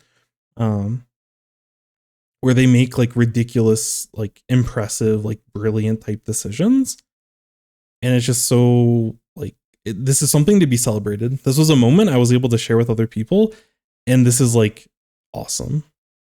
There's no other, like, it's hard to really contextualize or put into words like how awesome certain moments can be. And that's, I think, what we're all here for. But between all of those moments, as we go from point A to point B, there's a lot of clicky behavior, and people are really nice until you're competing with them, and then they see you as a threat, and then then things start getting a little ugly, which there's interesting aspects in that itself, but sometimes people can take it too far and take it outside of the game, and that's where things get kind of gross, and it makes me but it doesn't happen as much in this community, but it's definitely something that happens. Anyways, okay. I need to update the banner. I have to stop myself. I stopped myself. All right. Loser bracket is Squid Junction 46. Okay, cool. I'm not C29. Oh, okay, cool. Awesome. Still playing against Legato. Nice. Appreciate all the context. So losers round 2, Legato, a very, very solid team. And I said I was going to update the thing, and I didn't update the thing. Splat. They are playing Splash as well. And so this is Squid Junction 46.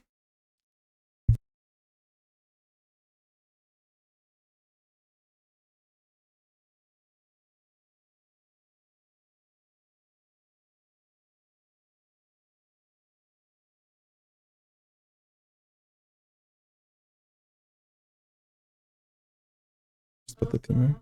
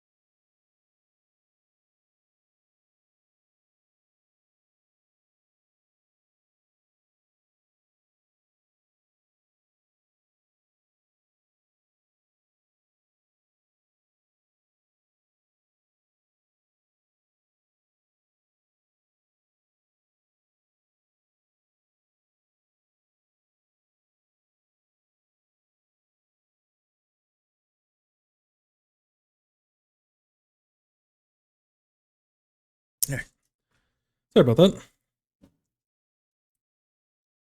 I had to get water, and then I'm like, oh no, I need to do laundry. And I was talking to my wife, and then I got myself a little otter pop, or freezy pop, whatever people call them. Jump scare. Oh, my bad.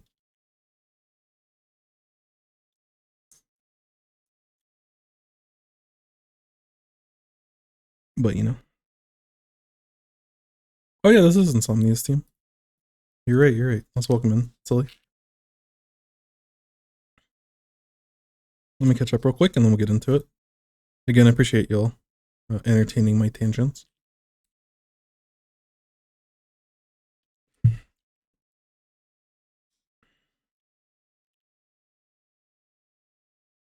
Clash gameplay review. I don't know if I've ever reviewed the Clash Blast Day. You never know. Most competitive teams approach the games and matches wrong. Makes me shake my head. Yeah, I don't know. It'd be interesting to hear, you know, everyone's kind of philosophy toward that stuff. I think there's definitely things that people can do a lot better. For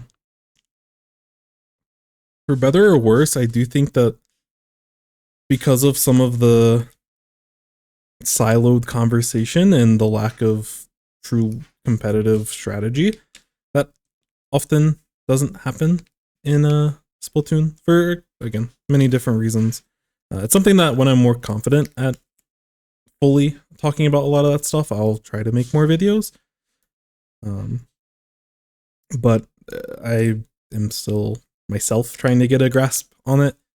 But I do think that most of competitive stuff is pretty clown fiesta, if I'm not, like, even at what I would consider like high level teams, like top level teams, they have moments where they make mistakes, but a lot of that is just like, you know, a lot of adrenaline, high intensity pressure situations. Like people aren't always going to play perfect, but you know, as you get higher up, I think there are more refined strategies, and at least on a very micro level, like the level of consistency that a lot of top Japanese players have, and the things that I'm at least aware of, and there's probably plenty of things I'm not aware of, I'm always super impressed. So I think it's definitely something we're capable of, and I think there's moments where teams do some really incredible things, but you know, again, that's only my perspective. I would be very interested in a long form discussion that I can throw on while I'm doing other stuff and kind of listen to that. Quick, someone submit Clash review. Oh no. I'm always improving. Always fighting 3v4s a row. Yeah, the thrower stuff is tough. It's actually pretty tough. Hate egos. I mean, egos are okay in certain spots. It's just like, I mean, egos are very healthy. I think there's a lot of people, like there's a lot of people that don't have a lot of confidence that need to build themselves bigger egos in certain ways. Because there are certain ways an ego can make you play better. And because the Splatoon community and just a lot of competitive games just nowadays, as there's a lot of people that don't do a lot. Like I've always grown up, I've always been like a very competitive person. Just, you know, playing sports, school, whatever, you know, club or thing that I did. Like I always kind of threw myself into a competitive environment. And I think people that don't do a lot of competing and stuff almost have to like build themselves an ego in order to be able to excel. And some of this goes into like the watching Blue Lock and stuff. Like I love Blue Lock.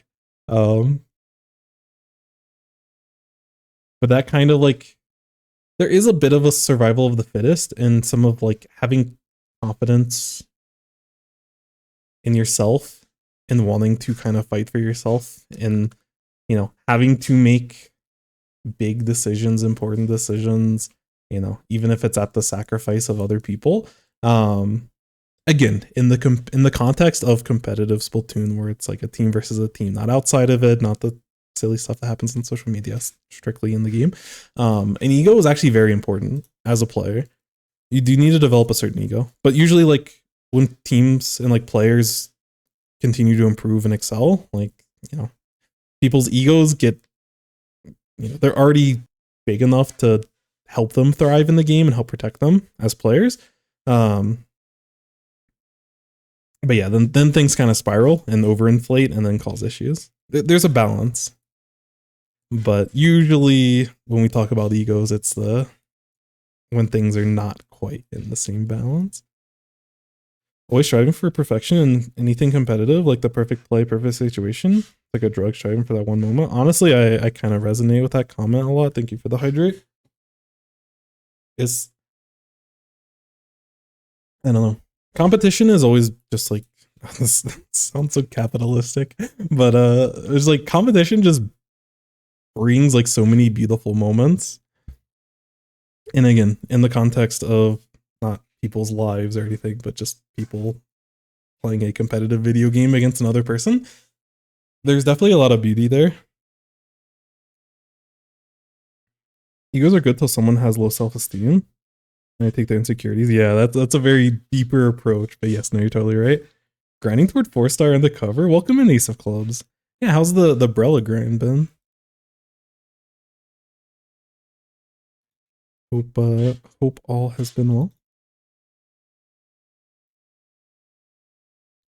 But yeah, someone smarter than me on that type of topic when it comes to like the psychology behind people making those decisions. There's interesting discussions that I'm not smart enough to have. It'd all be anecdotal bro science, and I'm not gonna waste your time with that. Anyways, we're looking at Legato, which is a very oh yeah, also Hermit, Brush player, recently kind of is formally on the team now, so definitely congrats to them. Very good player from Espresso. Their team unfortunately kind of disbanded and fizzled a little bit, but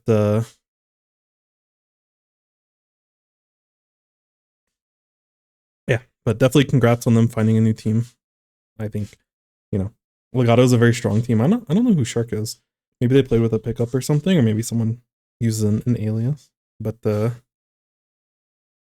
that team's really strong, and I think Hermit's a nice fit for kind of the way that they like to play the game. Definitely kudos to them. Anyways, but we're looking at blue team. Our team is blue team here, and my thing is a little. There we go. That should be the right thickness, I believe. Cool. So, Splat Zone's on Barnacle and Dime. This is a newer map mode. We will see how this plays out. Screw Misfits before low ink and did really well.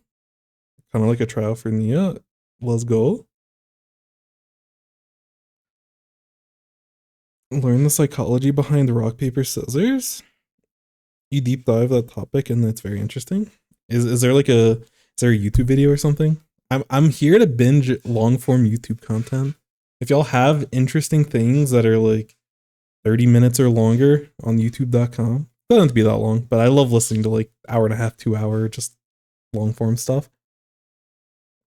If y'all have any recommendations, I need them. Yo, what's up, Celeste? Thank you for the hydrate, much appreciated. But yeah, I'm sure there's a lot of interesting stuff there. Anyways, let's talk about the interesting stuff in front of us. This map, there's a lot of things so far that I've seen that are very strong. The first thing is Crab is very good on this map. Both teams have a Crab, to be expected. Like Splatling's very good on this map. Charger's pretty solid on this map. Backline can play in this kind of area if we're pushing this way. And can sit up here. They can watch this lane. They can watch this ramp into mid. You know, there's a lot of movement and some cover that they can have to be able to survive. Crabs can sit up here as well. I don't know what the official call out is up on this. I just call it platform, but I don't know. There might be a better term. I know that I know Jim made an updated call out list with the new maps, and I have to actually go back and look because I'd rather adhere to whatever the common verbiage is. How's the VOD reviews? Great as always. Always an interesting story. Also interesting lessons to be learned. But I'm assuming you did the extra work, and I'm also interested in other people's experience, but how has that been? I don't know. I'm assuming that's already been happening. But anyways, I need to do that. You can do it solo, so I'll probably do it and get the bonus and stuff and at least experience it. But on this map, I think wall, like both teams have 52, I think wall's really good on the like fighting for these lanes. Also fighting back here and fighting on plat a little bit. But there's a lot of areas where you can get a lot of value on that. Same thing with the longer range stamper. You can fight these long areas. You don't want to sit in these types of areas as a short range shooter unless you have like a wall, because you'll get punished by splatlings, chargers, weapons with walls, you know, things like slosher, the slosher itself. Both comps make a pretty good deal of sense. Missiles always very solid. I don't know, both comps are interesting and for different reasons. I don't really know. They're just stylistically a little bit different. They're gonna probably play off a lot of, like, you know, obviously whenever they pop specials, they're gonna look to be aggressive, but yeah, they have a lot of aggression, especially with brush, especially with missiles and the double whale. Our team, we can play it a little bit farther back, I feel like we can play it slightly more controlled. Because if we try to play the aggression game with them, I feel like we're going to lose over time. So it's not to say we cannot go aggressive. We have whale ourselves. We have a zipcaster to push with. We have crab, tri-strike, like we have the necessary tools to be aggressive, but I don't think we necessarily need to engage and initiate. I think we kind of want to hold down important areas. So we'll see with these longer, like with something like a stamper with a wall weapon, I'm really interested in how both teams decide to position themselves and kind of how they decide to push. It'll be really interesting to see that overall. But both team comps make a lot of sense. Both have the ability to do good things on this map, so we'll have to see how they play out. Yo, Bull Kelp. Welcome in. Senpai, welcome in. Thank you for the read. Much appreciated, everyone. Aesthetic, welcome in. We are just doing some reviews. If you would like, anyone would like to submit a review, we have a Discord that I used to organize them. Otherwise, I lose organization very quickly. But submit the replay code in there, and yeah, we kind of just go through them on stream.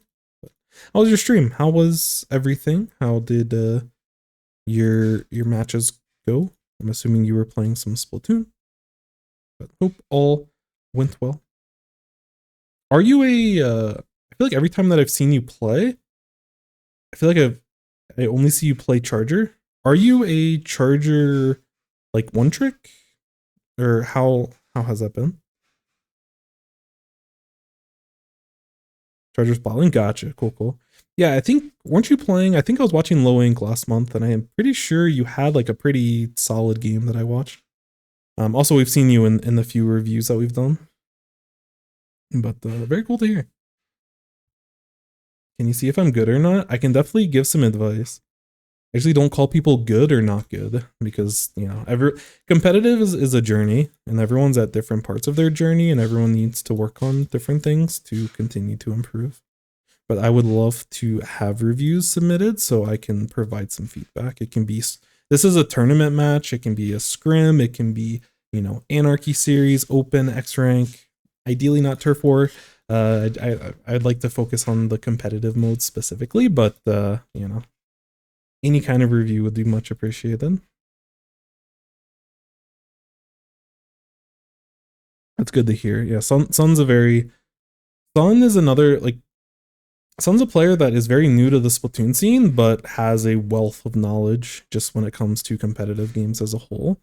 Part of the reason why I initially wanted to pick him up and play with him competitively. When I was doing tryouts, I was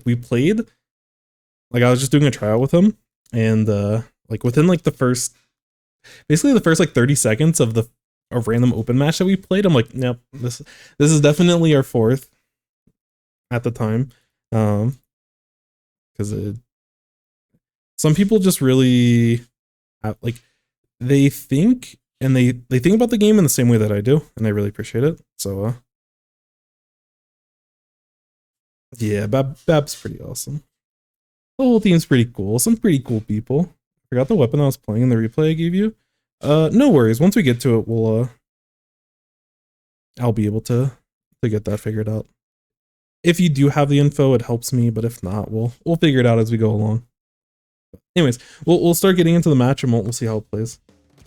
Again, I'll probably look most of this through the perspective of the splash player as splat, but if we need to look at things throughout the team, which again I was mentioning,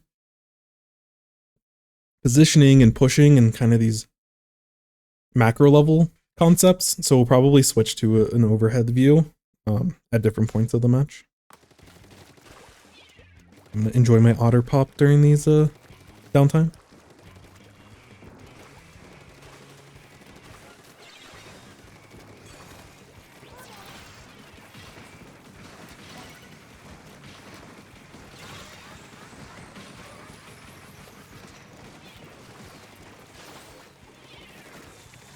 Kind of let this opening fight play out, unless it doesn't, then we'll back it up.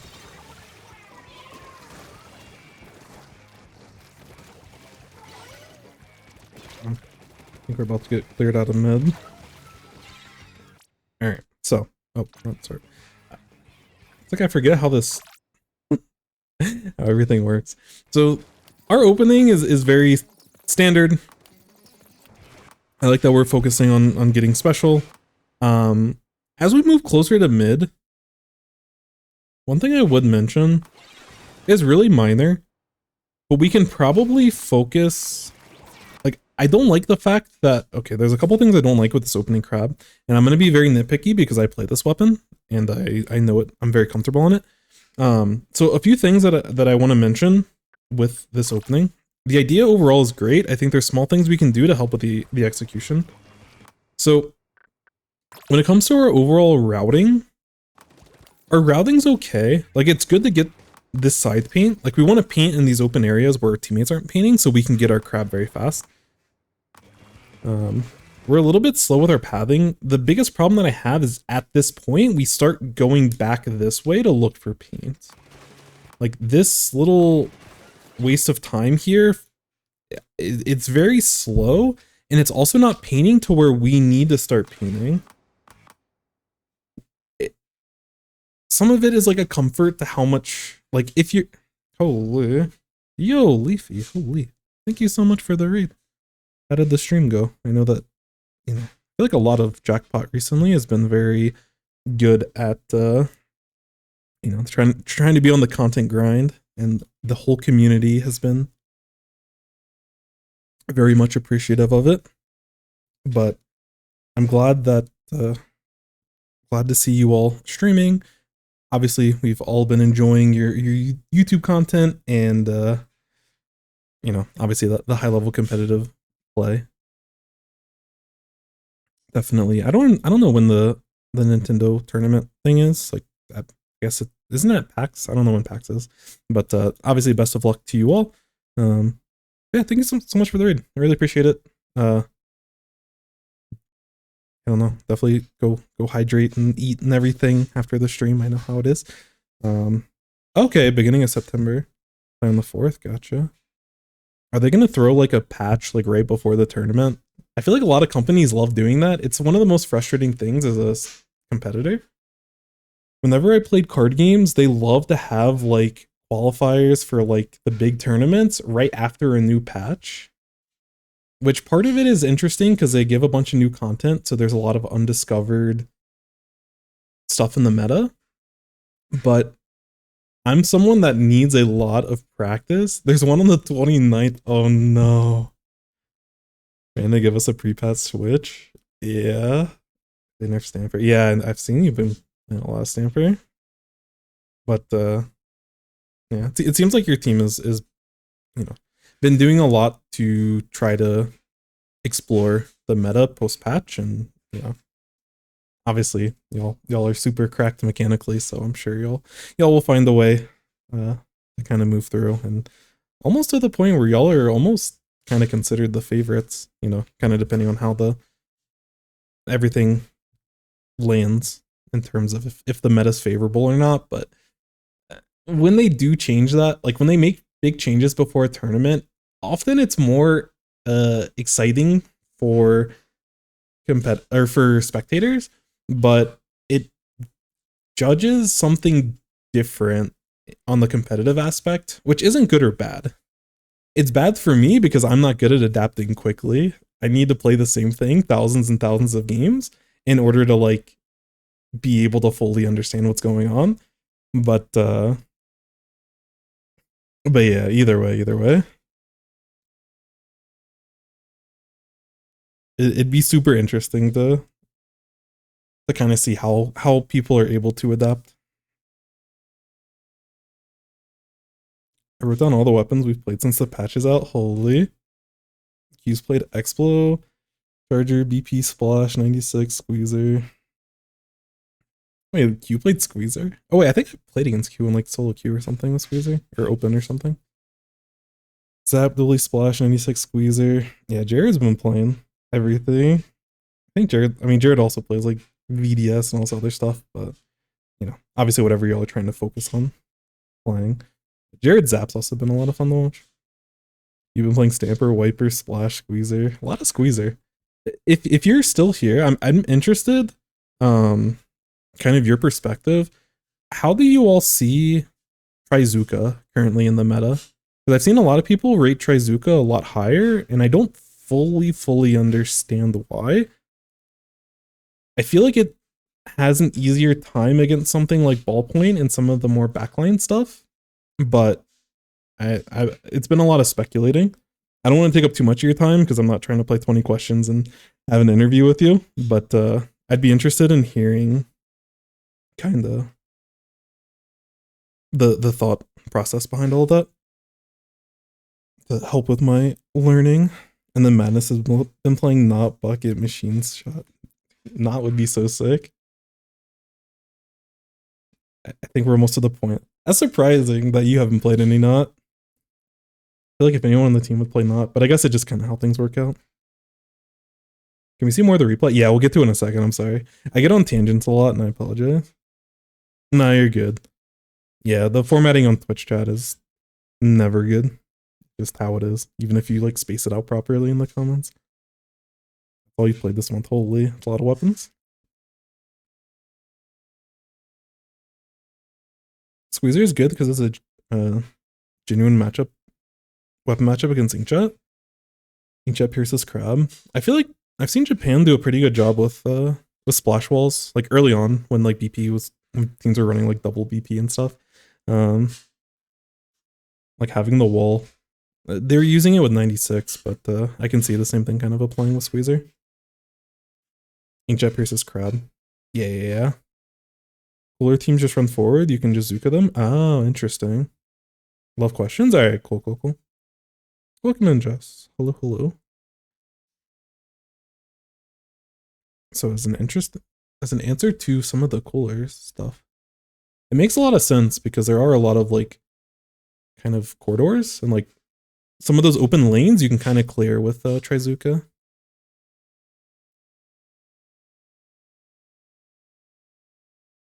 Zuka pierces Crab. Yeah, for sure. But also Crab gets a little bit weaker because Inkjet also pierces. Like Crab has less value because Inkjet is so prevalent in the meta right now. And so like Trizuka has like a nice niche, but yeah, it can also handle Crab as well.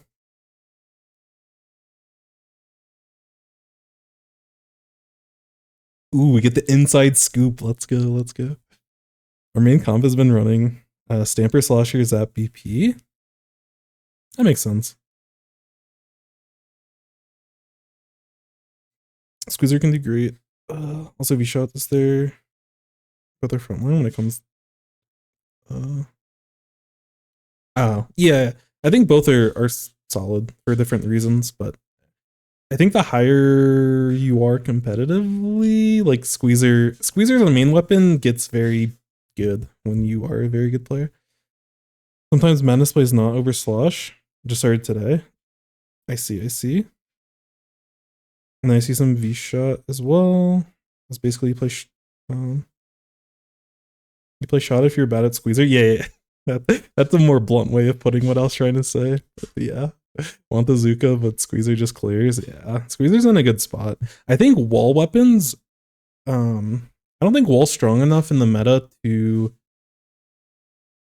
like for you to just want to play it, but for something like 96 with Kraken and something like Squeezer with its main weapon and seeing the value with Zuka, wall has a lot of value on a lot of these maps.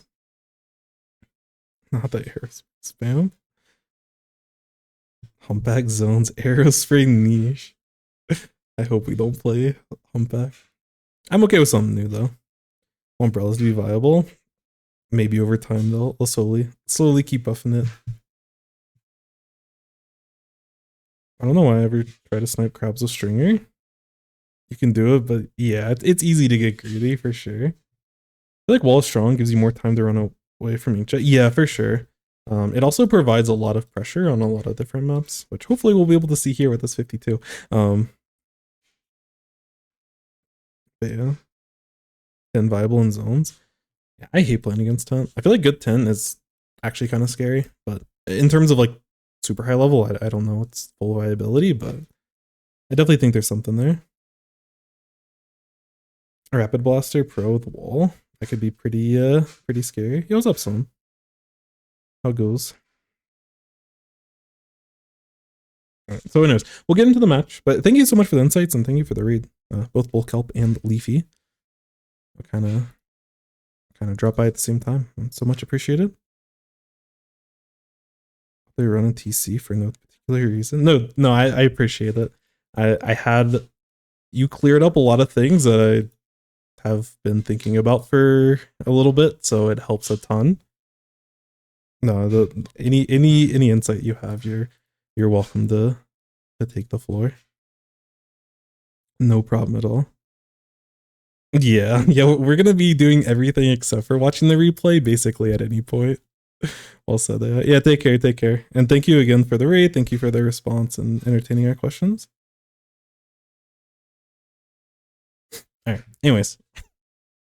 Yeah, that was awesome. And that helps me a little bit think about Trizuka a little bit more. I didn't really think about it against the Zap comps, but it definitely makes a lot of sense. Because there's certain spots, a lot of it, at least from what I've seen and what I've gotten punished for in competitive matches, is like there's certain spots that you can position with Trizuka and get high value plays, especially if their whole team's pushing. So I didn't really think about that, but it makes a lot of sense having someone tell me that. And obviously Leafy has a lot of credibility as one of the best players in the West. So anyways, awesome. So yeah, so we're looking at, for anyone new here, I play competitively. I've been doing a lot of VOD reviews and stuff, and we are, I do free coaching if anyone wants to. Thank you, Lenny, and welcome in. Hopefully I pronounced that okay. We do just for your VOD reviews here. There's sometimes a little bit of a wait. At this point, it's usually around, because I usually can get to like somewhere between 3 to 5 reviews a stream. So I think right now there's maybe like a 3-day wait or so from, like, if you submit it now, it'll get reviewed in the next couple of days. But yeah, we just kind of go through them, have a fun time. I appreciate y'all's input, and we hopefully can learn some stuff together. Yeah, all that I ask for the review, if you can join the Discord. If you don't have Discord or aren't comfortable joining Discords, I understand how annoying it is to have like 10 million different Discords to be a part of, especially in Splatoon community where every TO has their own Discord and sometimes multiple, which I don't blame them, but it can be a lot. So I do have a Google form, so if you need that, I can link that. But ideally, the main way would be through the Discord. But yes, we do a lot of reviewing here, so we'll see how all of this goes. Anyways, this is a Legato versus Misfits, and this was losers round 2 of Squid Junction 46, and we'll start getting into it. This was submitted by Splat, who is the splash on the blue team. And we'll get into it. Watch from their perspective. So, oh yeah, okay, sorry. So, I forgot where we were at. So one thing I wanted to mention, when we were using our crab here, there's 2 things that I'd rather us do.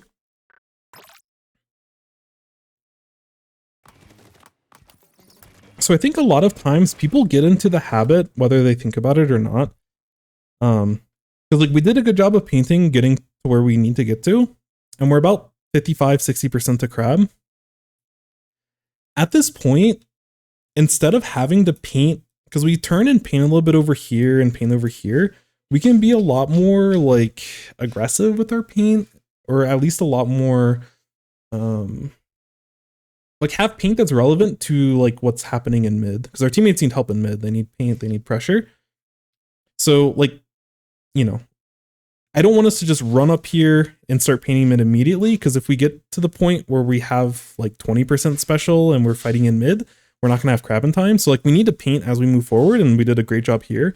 But before we just immediately pop crab, I want us to be looking at mid, painting for it, and you know, this last 40% of paint that we need to get, we can do very safely sitting in this position where we're going to end up crabbing anyways.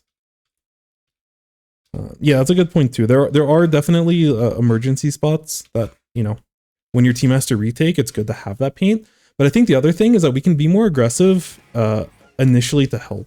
I'll go back to the first person.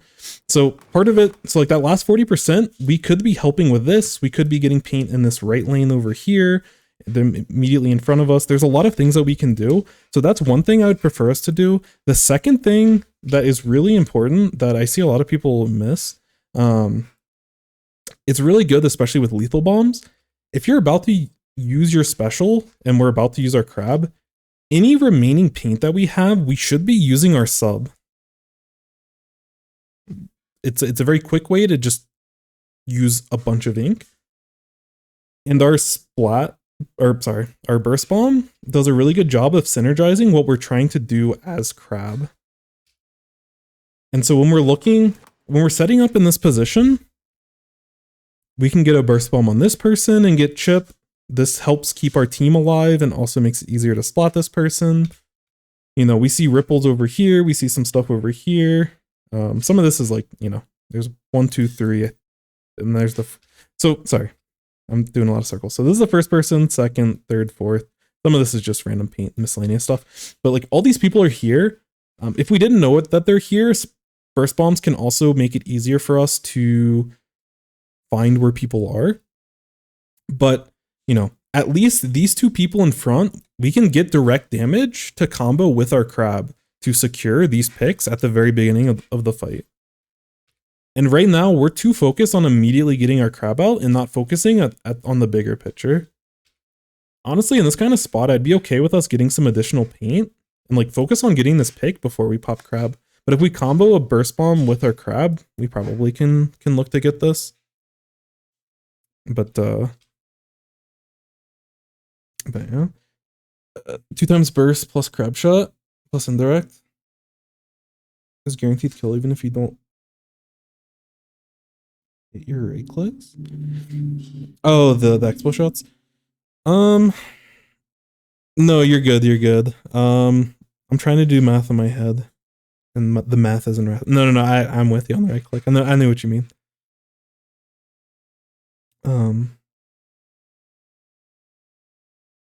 But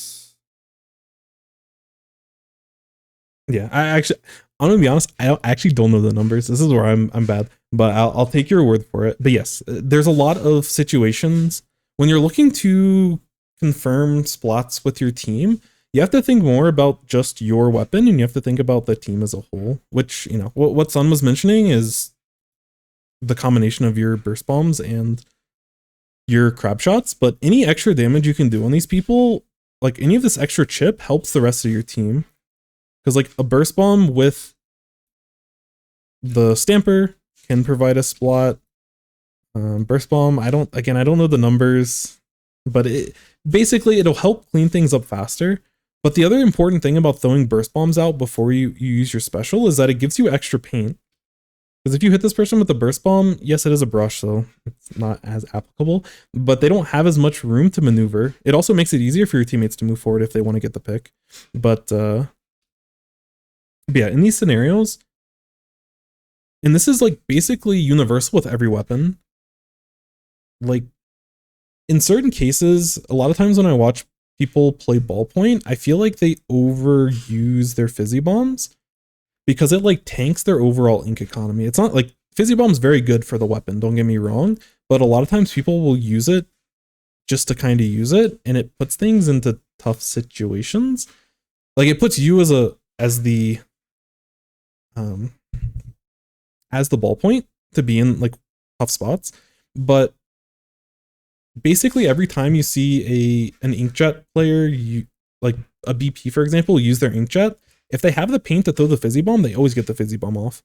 Even if it's just a level 1 fizzy bomb, sometimes they can set it up to be, you know, the full charge, but getting that fizzy bomb out, getting the extra paint, getting potential damage before you get your special out allows you on average to get more value out of that specific special. So biggest thing here, when we have the paint to throw a burst bomb, we should throw the burst bomb before we go into crab mode. Because we're trying to get these shots, these people aren't damaged. They, you know, this initial paint, like this expo shot that you threw could have been a burst bomb. And now they have less room to maneuver and it makes your subsequent shots even easier. The other thing with this specific crab is that, I don't know if it's necessarily a mistake, but our crab shots and everything as we chase this person get less and less value because they're not helping with what's going on here. If you look at the enemy crab on the enemy team, we can look from their perspective as well. But like your initial crab shot was like in zone and everything, and like we're focusing over here, which is good. It's not to say getting this pick is bad, but if we don't get the pick, we basically painted away from like the rest of the fight, which can be a lot, like we lose a lot of value out of the crab itself. And unfortunately we don't get the pick, and so our teammates are fighting outside of the crab. Let's look at this from the perspective of the enemy team's crab. I'm just interested to see how they play it. I want to see how they prioritize paint. Yeah, like you see, like they're getting bombs, they're getting paint like forward. They probably could have done a little bit more painting. They probably should have special a little bit faster, but I like them, you know, like even though they don't get the special as fast, which I think they maybe could have been a little bit faster, but even if they didn't, they're still providing a lot more pressure because they're throwing burst bombs, they're painting in this type of area, and getting the early zone helps a lot with that. Some of that is because of their comp, but they also have a Flingzo that isn't gonna paint as fast for all of this. But let's see how they like use their crab. I think they also should use burst bomb, but either way. But you can see their focus is on the zone itself. Like on the zone and then behind the zone. Like part of the value that you get as a crab up here is that you can hit this area here where their backline's at.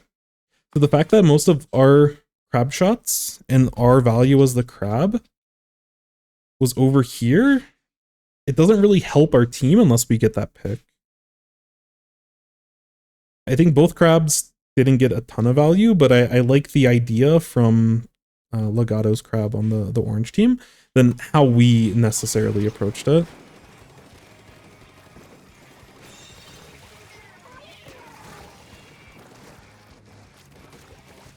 We're able to find the pick. There are people behind us. We try to escape, you know, throw a bomb. In other situations, we might actually clean up the 52, but tough. I do like that we're trying to build crab because we need our crab for next spot.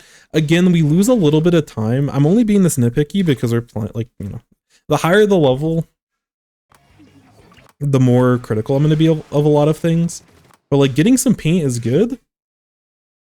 But we have to also think, so on a macro scale, the bigger picture, we're at about 50% of our special. And realistically, to get into whatever position we want to get to crab, which on this map, I'm pretty sure we're probably either crabbing up here, up top. We could potentially crab over here. This is very risky. I would kind of avoid that. Just because we get better angles and higher ground on people that are fighting on our plat area. But, you know, we're going to get crabs up here. Along the way, you know, we should be getting paint. So when we route this way or up here, either way, as we start getting into these positions, we're going to paint in front of us anyways. And there's a lot of paint that we're going to get naturally before we actually use our crab. So we don't have to waste as much time. I'm fine with, like, use base paint. Base paint is really important and people don't use it as much. But you can see we're not in position to crab and we already have our special. And that this little bit of time that we waste, our teammates are fighting without us, which, you know, they can potentially get picked in this type of situation. And like, we're slower to be able to set up to where we want to be. And just the important lesson here is that when we're moving into position, there's going to be a lot of paint that we can get outside of it. And the better that you get, the more comfortable that you can feel, where it's like, okay, if I'm basically, you know, in position almost to be in a spot to use crab, and I'm like 75%, 80% to crab, I can paint a little bit in front of us, and you know what you need to paint in order to get the crab. But just getting into spot and crabbing, sometimes you can lose some value if you know, because based off of last time, we didn't get paint in front before we popped crab. Okay, we do move up. We'll see how it plays out.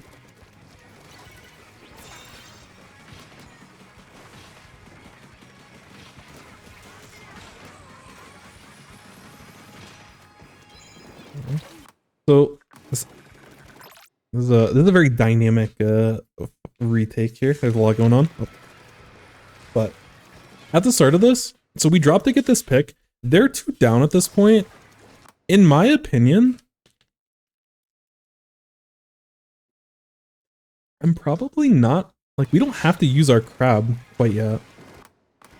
Because we're wasting a little bit of time getting into position, especially once this bucket gets a pick on the person that was sitting on your plot. We can be a lot more forward with the way that we position. We have to be mindful that they have a crab and they might be up here. So we don't want to be out in the open to where we get one shot if we're trying to take zone. But our team, we should be able to retake zone without crab.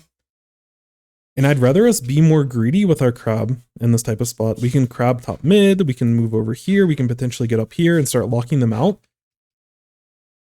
But, you know, we had this set up for the crab initially, like your initial pathing all the way on the right side to crab to take, okay, sorry, hold on. So our pathing to go up here, either crab up here, crab over here, to retake this area, this is perfect. This is how we need to be thinking about the game, but we also can adapt to the situation at hand, which you do. You're pathing this way, and then I think you get up to here or something, and then you drop down to help out your teammate, and you'll get this pick. So like, I'm fine with us not crabbing here because we see a opportunity for this pick and we like help our team with that.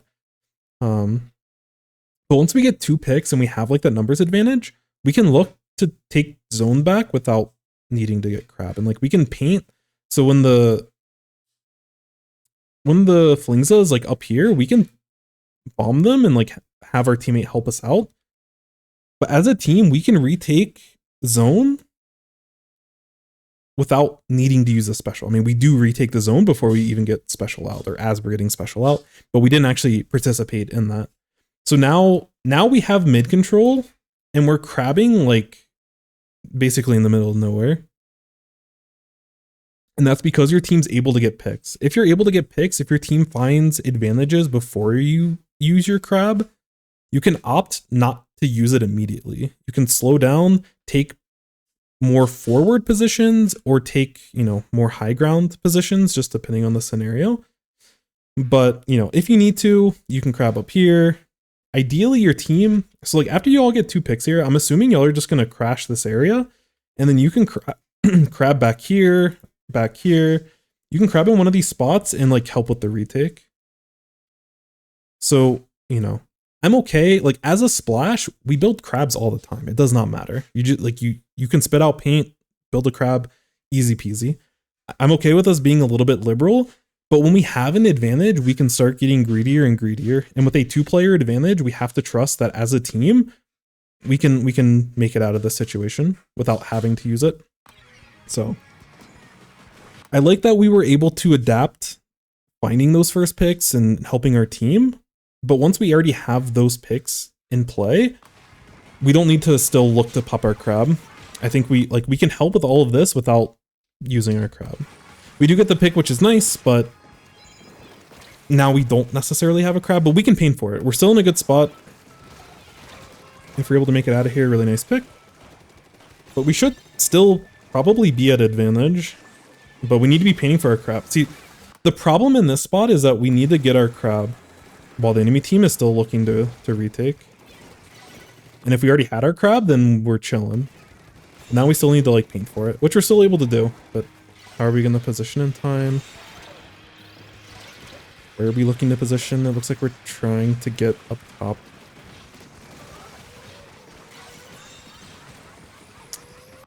Yeah.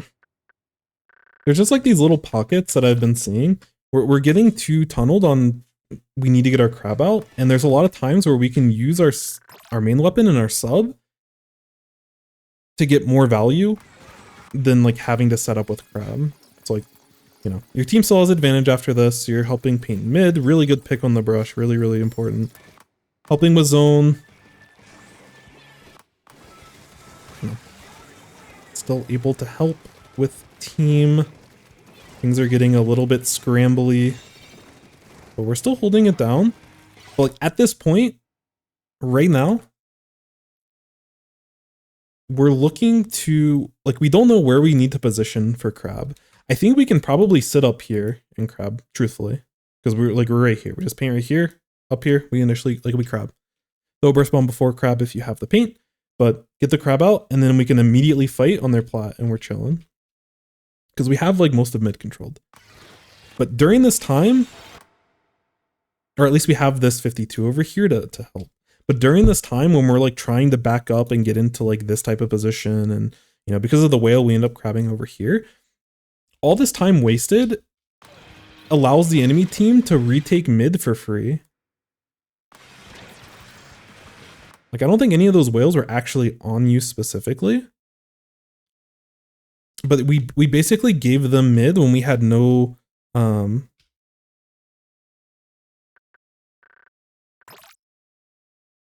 like we gave up zone with no penalty, which it's okay to do, but I don't think we needed to do that. We'll look at it from a higher perspective.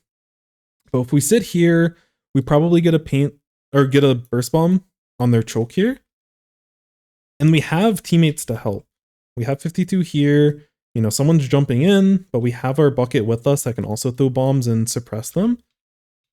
It is a little bit greedy to get into this type of spot, but I think we can totally do it. If you don't want to get in that type of position, if you feel like that's maybe a little bit too greedy, then we can look to get over here.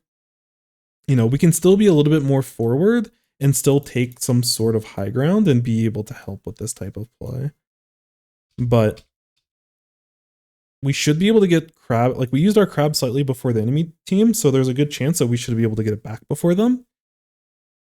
And I think we can look for an aggressive play here and like look to establish a very strong lead. The timing's a little bit tight, but you know, your whole team is moving back from just the one whale. And so your 52 can't defend by themselves. And y'all give up mid for free when y'all have like the special advantage. I think we're able to still maintain control, so like we're still overall in a net good spot. But yeah. Also, we probably could have pushed that Flingza. I liked your initial idea of pushing Flingza there. I think we just get pain over the rail. We have to be a little bit careful about where they're at. But between like double burst bomb weapon here, we should be able to flush this person out with burst bombs and be able to take this type of position up here. That's what I would like to do. I think we give them that for free. Because yeah, they even back up. They're scared. They don't want to take the fight. Obviously, we have to be concerned that they're waiting around this corner to one-shot us. But we can get, like, we can safely get paint back here, over here, and we can also throw a burst bomb. Yo, what's up, Vapor? But between both of us, we should be able to flood this person out if they don't just back out themselves. And we should immediately be sitting up here. And this is where we can get a ton of paint and have a special ready up in this spot. And if we can get special up here as crab, especially if we didn't have a penalty, it would be GG at this point. But, you know, we can still have a very strong hold and still get some good points here. But we're respecting them too much. And like all this paint that we're getting, like getting this type of paint's fine, but we needed your presence to be able to hold their plot. Because now your teammates are fighting and they're not necessarily ready to hold it themselves. It's still a good spot for y'all. Ooh, wait, 2 of us went down? I'll have to see what happens here. We'll let this play out, but I need to see how... Like, they had crab out, but I don't know how we ended up getting spotted there. Yeah, that's tough. Honestly, y'all are doing a pretty good job of holding in a lot of these spots. Yeah, Son, you were saying 120 damage total, but basically the burst damage on the AoE makes it so you can get multiple spots at once, focusing one person with crab. Yeah, no, I'm with you. I like see burst bomb behind the... This is at the very beginning of the match. I'm sorry, I did not catch up. Behind the brush myself. Cut them off from the retreat lane. Yeah, for sure. I think we probably can get the pick on the brush before we use crab, but we can also use crab and like confirm it as well. But I'm with you. That's where he came in with a wall. Yeah, I'm with you. That's where I would have aimed my burst bomb at the beginning.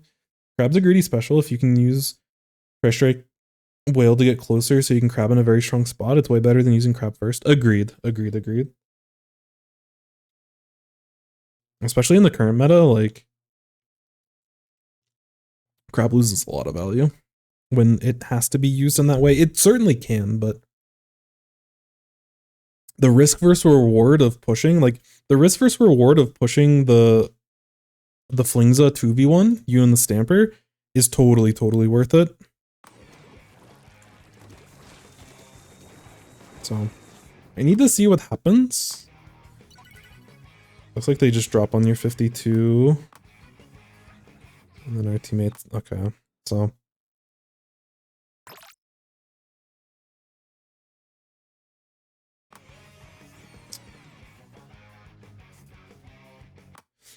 But yeah, like if you... So, again, like if you and the splat Stamper, if y'all were already up here in this area, they have to use these missiles to get you off of this area.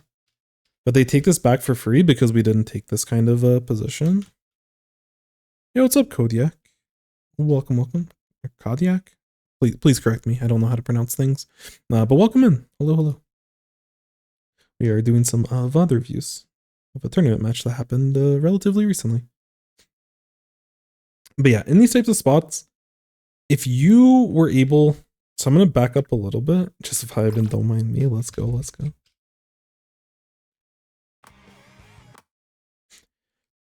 So I just want to mention it because this is like... This mixed with holding the zone with no penalty is how your team closes out the game here. Y'all are in a really great spot and we just don't take the space that we could. If Stamper's sitting up here and you're sitting over here, the first thing that accomplishes, it does a couple of things. So the splash being up on this plot, Cody? Okay. I think just Cody AK. Thank you. Appreciate the correction. And thank you for your patience with me. But if we're in this type of position, we can sit right here and we can just get all of this paint. Like we just very quickly get a ton of paint and we're really close to our crab at that point. And that does 2 things. One, it gets us our crab faster. It puts us in a more forward position and it slows down the enemy team being able to retake. And slowing down the enemy team retake is so important. Same thing. Instead of Stamper having to be back here fighting at the very end of this lane, they could be sitting up here. They could be poking at the Flingza that's shown themselves. They can be contesting this entire open lane, which forces them either to be slower and paint all the way up here to take the fight with high ground. You know, this is where they have to waste crab on their side of the map. Or they take a fight against a stamper down low and none of their team can like deal with you. This is like part of the advantage with having a stamper. You know, you can move back if you need to. Your team has paint. You can go back into mid if they use specials. But if we force them to use specials outside of this area, anywhere behind here, they get to, like, they use their specials. We back up behind mid and we're able to hold the zone. And we can fight with our own specials. Like, we made them waste specials early on and we have a safe way to back up. But if we don't threaten in these positions, they're not going to use their specials earlier. So instead of them having to fight back in, Brush just goes in. We'll see how the rest of them play. Yeah, it's like Splash is looking to paint up here for crab, but they're like, wait, we can just move in. So they just drop in and they're ready to work with their brush. But they didn't have to fight to get in this type of position. And that's a big problem. That's a really, really big problem. And the people that jumped in are on your team, because your team still pushes this. They just push it many seconds later. Because you all did not take this type of position. And so now they're fighting. This area isn't painted. This team hasn't used their specials. We don't have our own specials. Our splash is all the way back here. You see how this situation is way worse for us because we don't have control of this. Like, we're fighting for control of this, but the enemy team outnumbers us. And so they're able to get missiles out with their team in this type of spot. Instead, they should have been getting missiles out and probably a crab up here, maybe over here. Their brush probably is, you know, somewhere in this type of area. They might go this way, they might go this way. You know, yeah, the brush can do a lot of things. And Flings is probably where they're still at. But do you see the difference here? Them getting missiles out on the outskirts of the map versus getting missiles out ready to push with them? And the difference between us being able to stall, sorry, there's a lot of markings, but us stalling the enemy team over this, like stall them out over here until the missiles are ready to come down, then we just back up in the mid, versus however this ends up happening, where like missiles are now landing in the zone. Now one of our teammates are stuck. We're still not in position to help. We still don't have crab. You know, this is an okay spot. But missiles help them take back their side of mid. So now they have their side of mid. Now they position their crab to be able to take back control of mid. Yo, take care, Ace of Clubs. Thank you for popping through. And best of luck on the Umbrella Gaming. You might know the 52. Let's go. And this is why this play goes so poorly. At this point, again, we still don't have crab situated. We're not in position as a team to be able to leverage something like Zipcaster. And now our 52 stuck. And this is why this whole play goes poorly.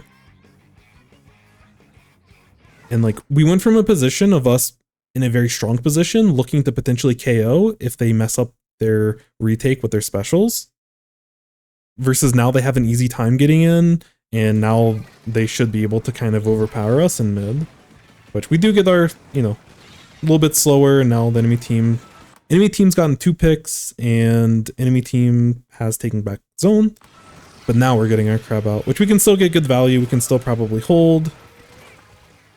Their 52 gets a little bit aggressive. That's a good one from them. Unfortunate that we got tagged by that, truthfully, but you know, we're able to hold control, but now the enemy team is going to probably have the overall special advantage over us because of how slow we were to take our advantage before.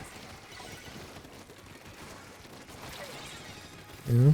Now we're forced to shark and look for a disadvantageous play and try to be sneaky. It's unfortunate we don't get the pick. I think there was an opportunity for us to get something there, but we weren't able to get it. But we're still holding control. We can probably go back and look at some of these fights from a team perspective, but I want to get through and just kind of see from our spot. See, now we're able to get in this spot. Now we can paint in front. You know, there's more people in front of us, but like, look exactly. This is exactly what I was talking about. Where they use specials and we're still in control of mid. Which we weren't even fully set up. We could have been set up even deeper in their base if we were faster when we were pushing the 2v1 against the Flingza. But this is like ideally the type of situation that we should be in. Where like they're using missiles, unfortunate it's really unfortunate that our teammate jumped in so aggressively here. But they are able to survive though. Stamper things. But yeah, it's like they had to use missiles to get over here. Unfortunately, they have special advantage because of how slow we were, so they get like they're gonna continually get crabs before us. Which we let that happen. So now they can use crab in this type of situation to retake zone.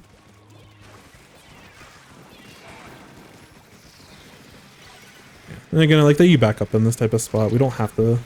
I think we just give up this completely. Like instead of trying to like poke at them from this range and trying to get value over here, just back up all the way. Your crab is almost ready. Just give them mid.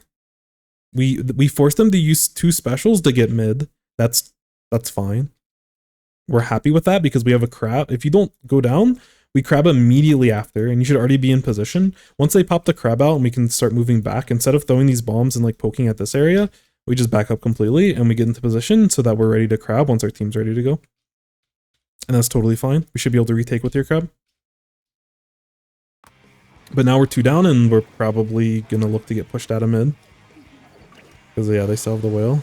Teammates are fighting. Yeah, now we're 2 down. Yeah, that was a tough spot. And we can't really fight for this, honestly. I'd feel more comfortable for us to be on higher ground. Yeah, now we need to... this is a really messy situation. That's tough. Yeah, this is not an ideal crab spot. You're doing a good job of staying alive, but you can, like, how much time that we've wasted? We've had crab ready for like 25-30 seconds in game time. And we're not able to use it until they've gotten a bunch of plays and like your whole team is feeling the pressure of having to retake zone. You still might be able to hold. That's tough. But yeah, I can see what's oh, we could have done better. Really good game from you all. I will say that your team did a really good job of like holding in spots where like y'all gave up your advantage, but your team still did a really good job of like fighting for it. So I think really like kudos to the way that you all played, but y'all had an opportunity in the game to potentially KO and we just didn't take it. I don't really know because this shows up in different ways. Like there's different symptoms throughout the match that show this, but I'm just overall, I'm just gonna say like crab decision, I guess. Right, crab plan. Plan is 4 letters. I can write that out a lot easier. So our plan with crab, basically the entire game was suboptimal, and it's something that we want to work on a little bit more. So some of this burst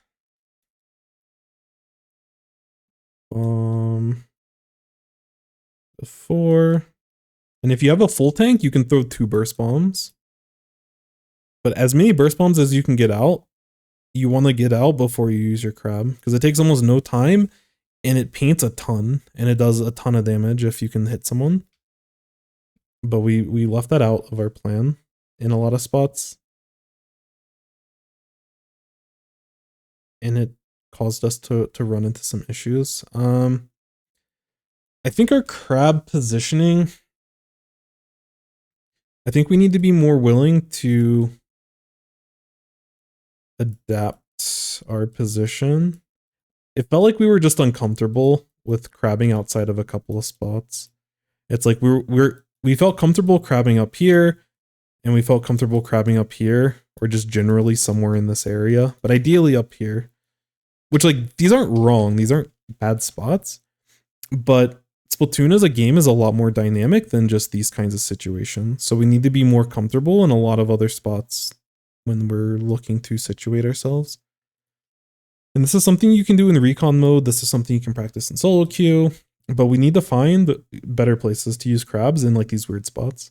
And I think it's also important to know, like, so we want to be able to adapt our position, but we also want to know like I'm just going to say GG crab. It isn't really a GG crab, and it's, I don't like GG just because GG Booyah has different connotation in this community. I'm just going to say KO crab. So like Sun was saying in the chat before, we want to know the crab, like crab, if we can use it greedy enough, we can knock out the enemy team or get a massive push. And we need to know where we can be to be able to do that. Part of that is understanding on this map how important this area is.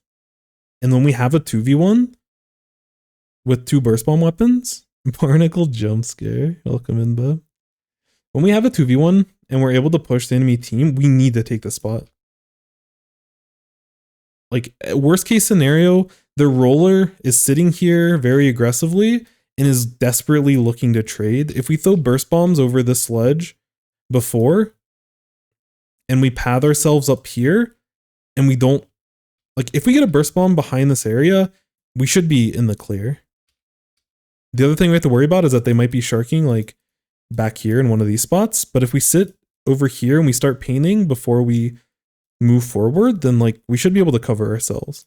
But even in the worst case scenario, roller, like the Flingza should trade with 1 or get 1 pick, and then the other person that they don't pick should be able to trade that. But you and the Splash and the Stamper in this situation need to coordinate, because this is your KO crab. This is how you win the game. You can force the enemy out for a long period of time by holding this area. Stamper can poke at their team. Nothing outranges a Stamper in this game. So if Stamper gets into one, like up here in this area, you know, they can push up potentially in fight in areas. They can sit back here. Watch this area, watch this area, watch this area, watch people coming in through this area. All of these spots, Stamper outranges. And the only way that the enemy team is realistically going to break, and that's not, you know, that's a few seconds later, once your Bucket and your 52 jump in, they can also help. And 52 can sit over here with wall. Bucket can help over these ledges as well. Like, y'all are in a really, really good spot. And then once the enemy team uses a bunch of specials, if they don't use the specials and you can find an opportunity to use crab to get a guaranteed pick, go for it. If they do use their specials early and they crab back here and they missile from back here and their team's, you know, let's say that they're positioned something like this when they're missiling and they're popping crab, then you give this up. They wasted 2 specials to take this, and then we hold mid. We crab up here, we crab over here. We could even, I mean, realistically, we probably can even crab all the way like at the very back point and still hold like their plot potentially. Depends on how the missiles fall and how we were able to manage that. The timing windows are going to be very important for that, but that's, you know, even without that kind of situation, we should, like, all this time, we still have zone control, and then we're fighting them at an advantage while still holding zone. And that is how we KO the map. But we gave up the space, we did not fight for it, and then we weren't able to get into a position. We kind of saw it before, where we were able to get up here, we were able to paint a little bit, but at that point they're immediately using missiles and they're already ready to push. So like you make the right decision of backing up, but like that's the idea that we should have been doing before. Y'all did a really good job of scrapping with them, but once you had the actual advantage, you didn't know what to do with it, and you didn't position yourself to actually win the match with it. That was the big mistake here. But overall, I think that we're very uncomfortable with how we want to approach using crab and like adapting from sitting up here or sitting up here and crabbing, you know, this way. It's really, really important. Again, I think we did a good job of, you know, giving jumps to our teammates, taking fights with the team, or at least kind of at a high level, we situated ourselves. The second thing for you as a splash player in terms of main weapon and sub weapon that I think you can do a little bit better is I'm gonna say like paint aggressively. I'm just gonna say paint aggressive. Specifically when your team is fighting. This M is crazy. When your team is fighting, I have no hand space. All right. When I'm drawing on my keyboard. Right, anyways, so yeah, what I mean by this, so this goes back to like, this is your opener. And this is also, oh shoot. This is also like when you're fighting for, I think it was after the missiles.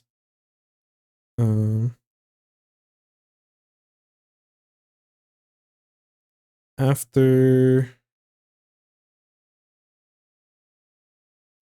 like holds, I guess.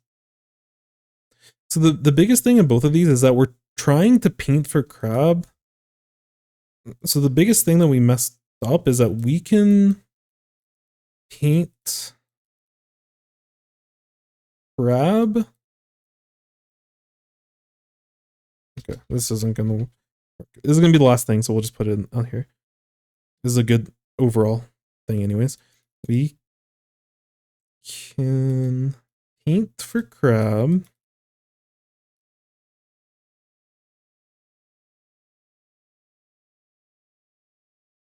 With the paint that we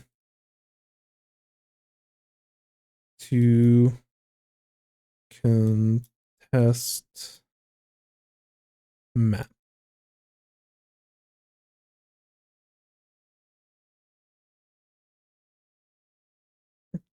I'll say contest map slash, which is the same thing, but sometimes it helps if I say like fighting with team. And so what do I mean by this? What this whole idea is here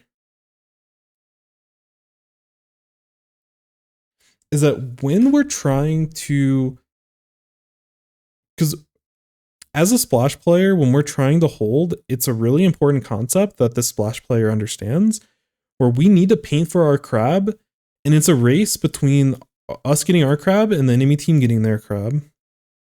And sometimes what that entails, which the map would be nice here, but sometimes what that entails is after we have a hold and the enemy team's painting for their specials, sometimes we can back up and paint on our side of the map. We can paint on our side of the map and our teammates can hold as 3 people because the enemy team isn't applying pressure, they're painting for their specials.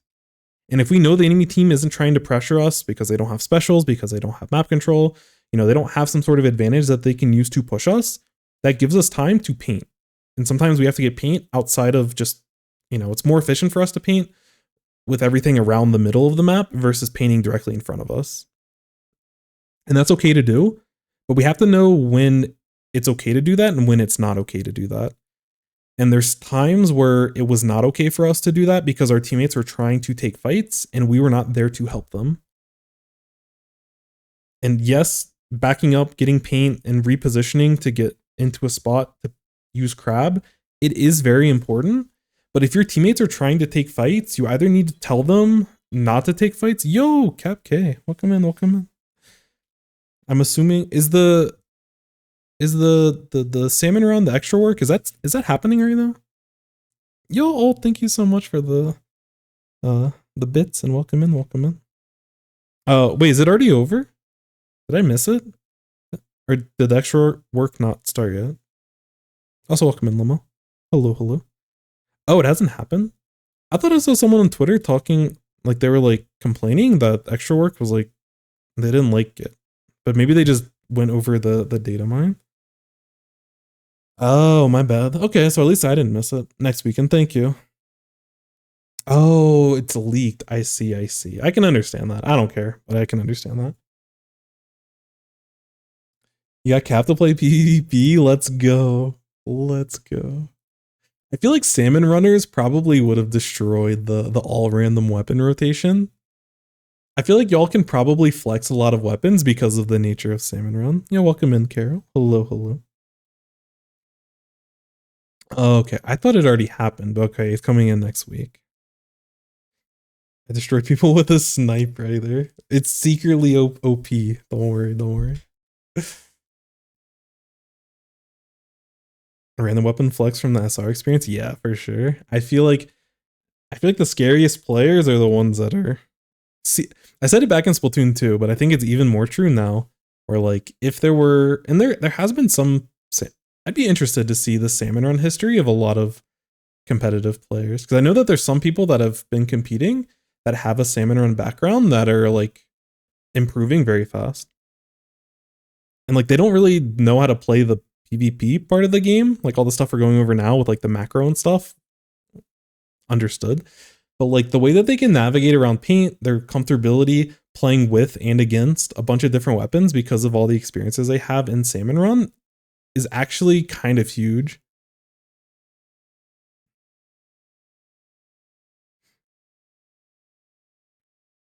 With most of the subs. Oh, that's an interesting point. Yeah, they don't have a lot of sub usage. The kits define the weapons. Yeah. I guess I didn't really think about that. I guess they only are using splat bombs. That's true. Izzy bomb charges. We love to see it. For the one used to be on Calamity Forge. Pretty much exclusively plays SR now in 3. Gotcha, gotcha. I understand the amount of emotional damage that can happen if you play PvP. So I don't blame them one bit. Plus, after a stream, you know, we always want to chill. So all good. But thank you so much for the raid. I have to go back and watch the the PvP stuff. But yeah, right now we're just doing some replay reviews. We're going over some of the kind of overall things at the end of the review. I kind of like to recap stuff. But yes, this painting for crab is really like knowing when to paint for crab and knowing when to switch up and start being aggressive matters a lot. It matters in the situation where so like when we have an advantage and we can just push with our main weapon and sub, we need to do that. When we need to actually back up, so like when they have a crab up here and we're like, you know, we're escaping and we actually have an escape route, but instead we get greedy and we try the contest over here. This is a spot where we want to not be as aggressive.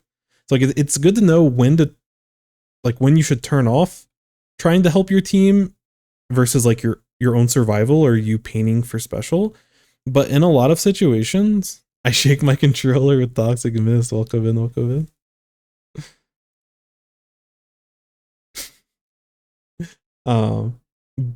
But yeah, we need to know when we need to paint, because like there's a time and place to paint around the perimeter, even paint our side of the map when our team is holding over here. So even if we're holding here, the enemy team's all the way back here, it's still okay for us to push back here, because we know, like, if we understand the timing window of when the enemy team is ready to start pushing us, during that time, we can be painting for crab behind us. It also doubles as giving us space to move after they missiles and stuff, so we can kind of reposition and everything. But knowing when to flip that switch on and off is really important, and it's tough. It's something that requires a lot of experience, but we need to fine tune that a little bit better. If we're able to do that, I think we close out this game a few times over. But you know, this is a really good game. I think during the scrappy parts, your team was able to scrap. Yo, Cody, thank you so much for the follow. Appreciate you. When your team was scrapping, I think y'all won the scrap battle really well. But things also got really far out of hand at the end of this match, because we were like, we literally got stuck in this area trying to get crab. It's like, that's part of the reason why this area is so bad, is because we were stuck in here for like literally like 30-40 seconds that they were just scoring uncontested points. Because when we're in the spot, the only place that we felt comfortable using crab is up here. And when we got to up here, they, you know, painted on our feet and made it really uncomfortable for us to do anything. And this is another spot we need to be more willing to adapt. And on this map, it's hard. I actually don't know. If I was stuck in this, like, I'm never dropping in pit in this spot when we're retaking because I don't want to be forced in this situation. Simple, thank you so much for the follow. I appreciate you. I'm on a retake, I'm never going over here unless I know that I don't need the crab until I'm somewhere more out in the open. Because this is a very awkward spot, and this is not that strong of a spot. I'm always, and you saw it with their splash as well, we're always opting to go on this right side. You know, if there's a spot, if we can move forward and we're here, then we can drop here. You know, we can crab from here, we can go up here and crab up here. We can potentially go up here and, you know, paint this area, bomb up here, and then drop off and look to crab on our plot. There's a lot of different ways that we can approach it, but you have more options on the right side than on the left side. But this was like this is a pressure situation against a really good team. I feel like we probably just were a little bit nervous at that point because we had an advantage and it kind of just slipped over time, which unfortunately, you know, that happens. That it felt like tournament nerves at the end. And we were like, we only felt comfortable being in this spot. But if we do get stuck in here, either jump out all the way, we can jump out to one of our teammates that are up here so we can, you know, they can help us reposition. But like trying to force into this spot when they have someone sitting here to stop you and they have someone underneath this ledge also ready to stop you or flank around, this is not a good spot for us. And we have to be very quick with our decision making because we were indecisive, and that indecisiveness was them scoring points without a penalty. And when your team was finally ready, and y'all ended up finding a retake that potentially should have been able to stall out the game, but y'all took so long to get into that position that's kind of what caused us issues.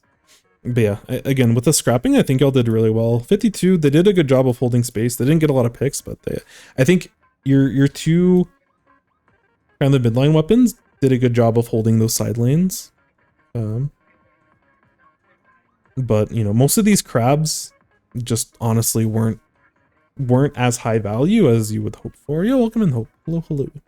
Good evening to you. But I think as a team, y'all did really well, and y'all had a potential nice lockout position. But, you know, honestly, really well played by both teams. And again, I was super impressed by your scrappiness as a team to be able to kind of take that advantage back. So kudos.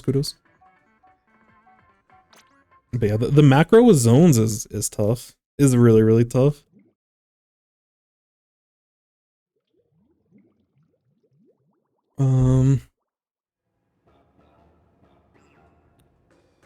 Let us...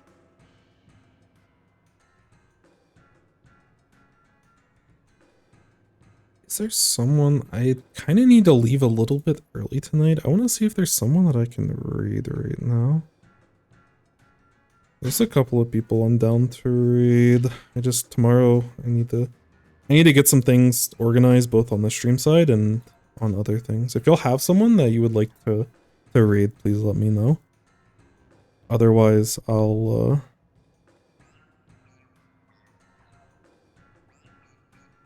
can find someone. I need to get that set up. But those are really, really good replays. I took a little bit long on both of them, but there were some really interesting things to learn on both. What's the rotation? It's not bad, actually.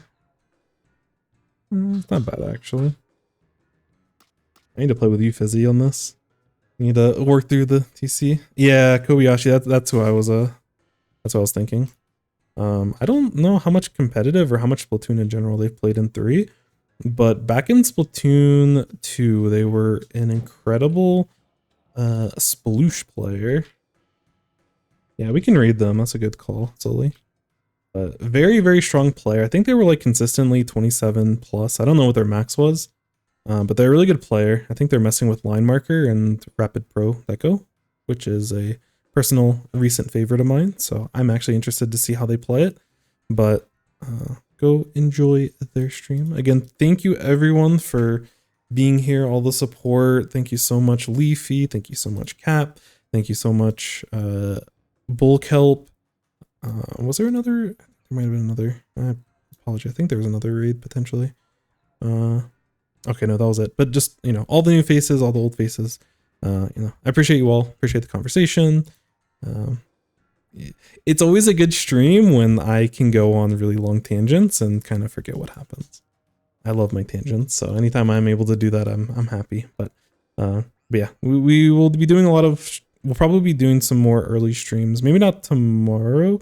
Tomorrow might be an afternoon stream, but like for the rest of the week, kind of in the mornings, we'll probably. This is like our last week of being able to do the early morning streams, so I'll probably do that. And yeah, but anyways, I need to catch up on some editing and some other things, so we'll talk to y'all soon. Again, thank you so much, and I will see y'all soon. Hydrate, say nice things to yourself. Your rank isn't your worth as a person. Your value as a person isn't attached to your rank or your div or your skill level in a video game. It's an important thing to say. Anyways, that's it. All right, bye.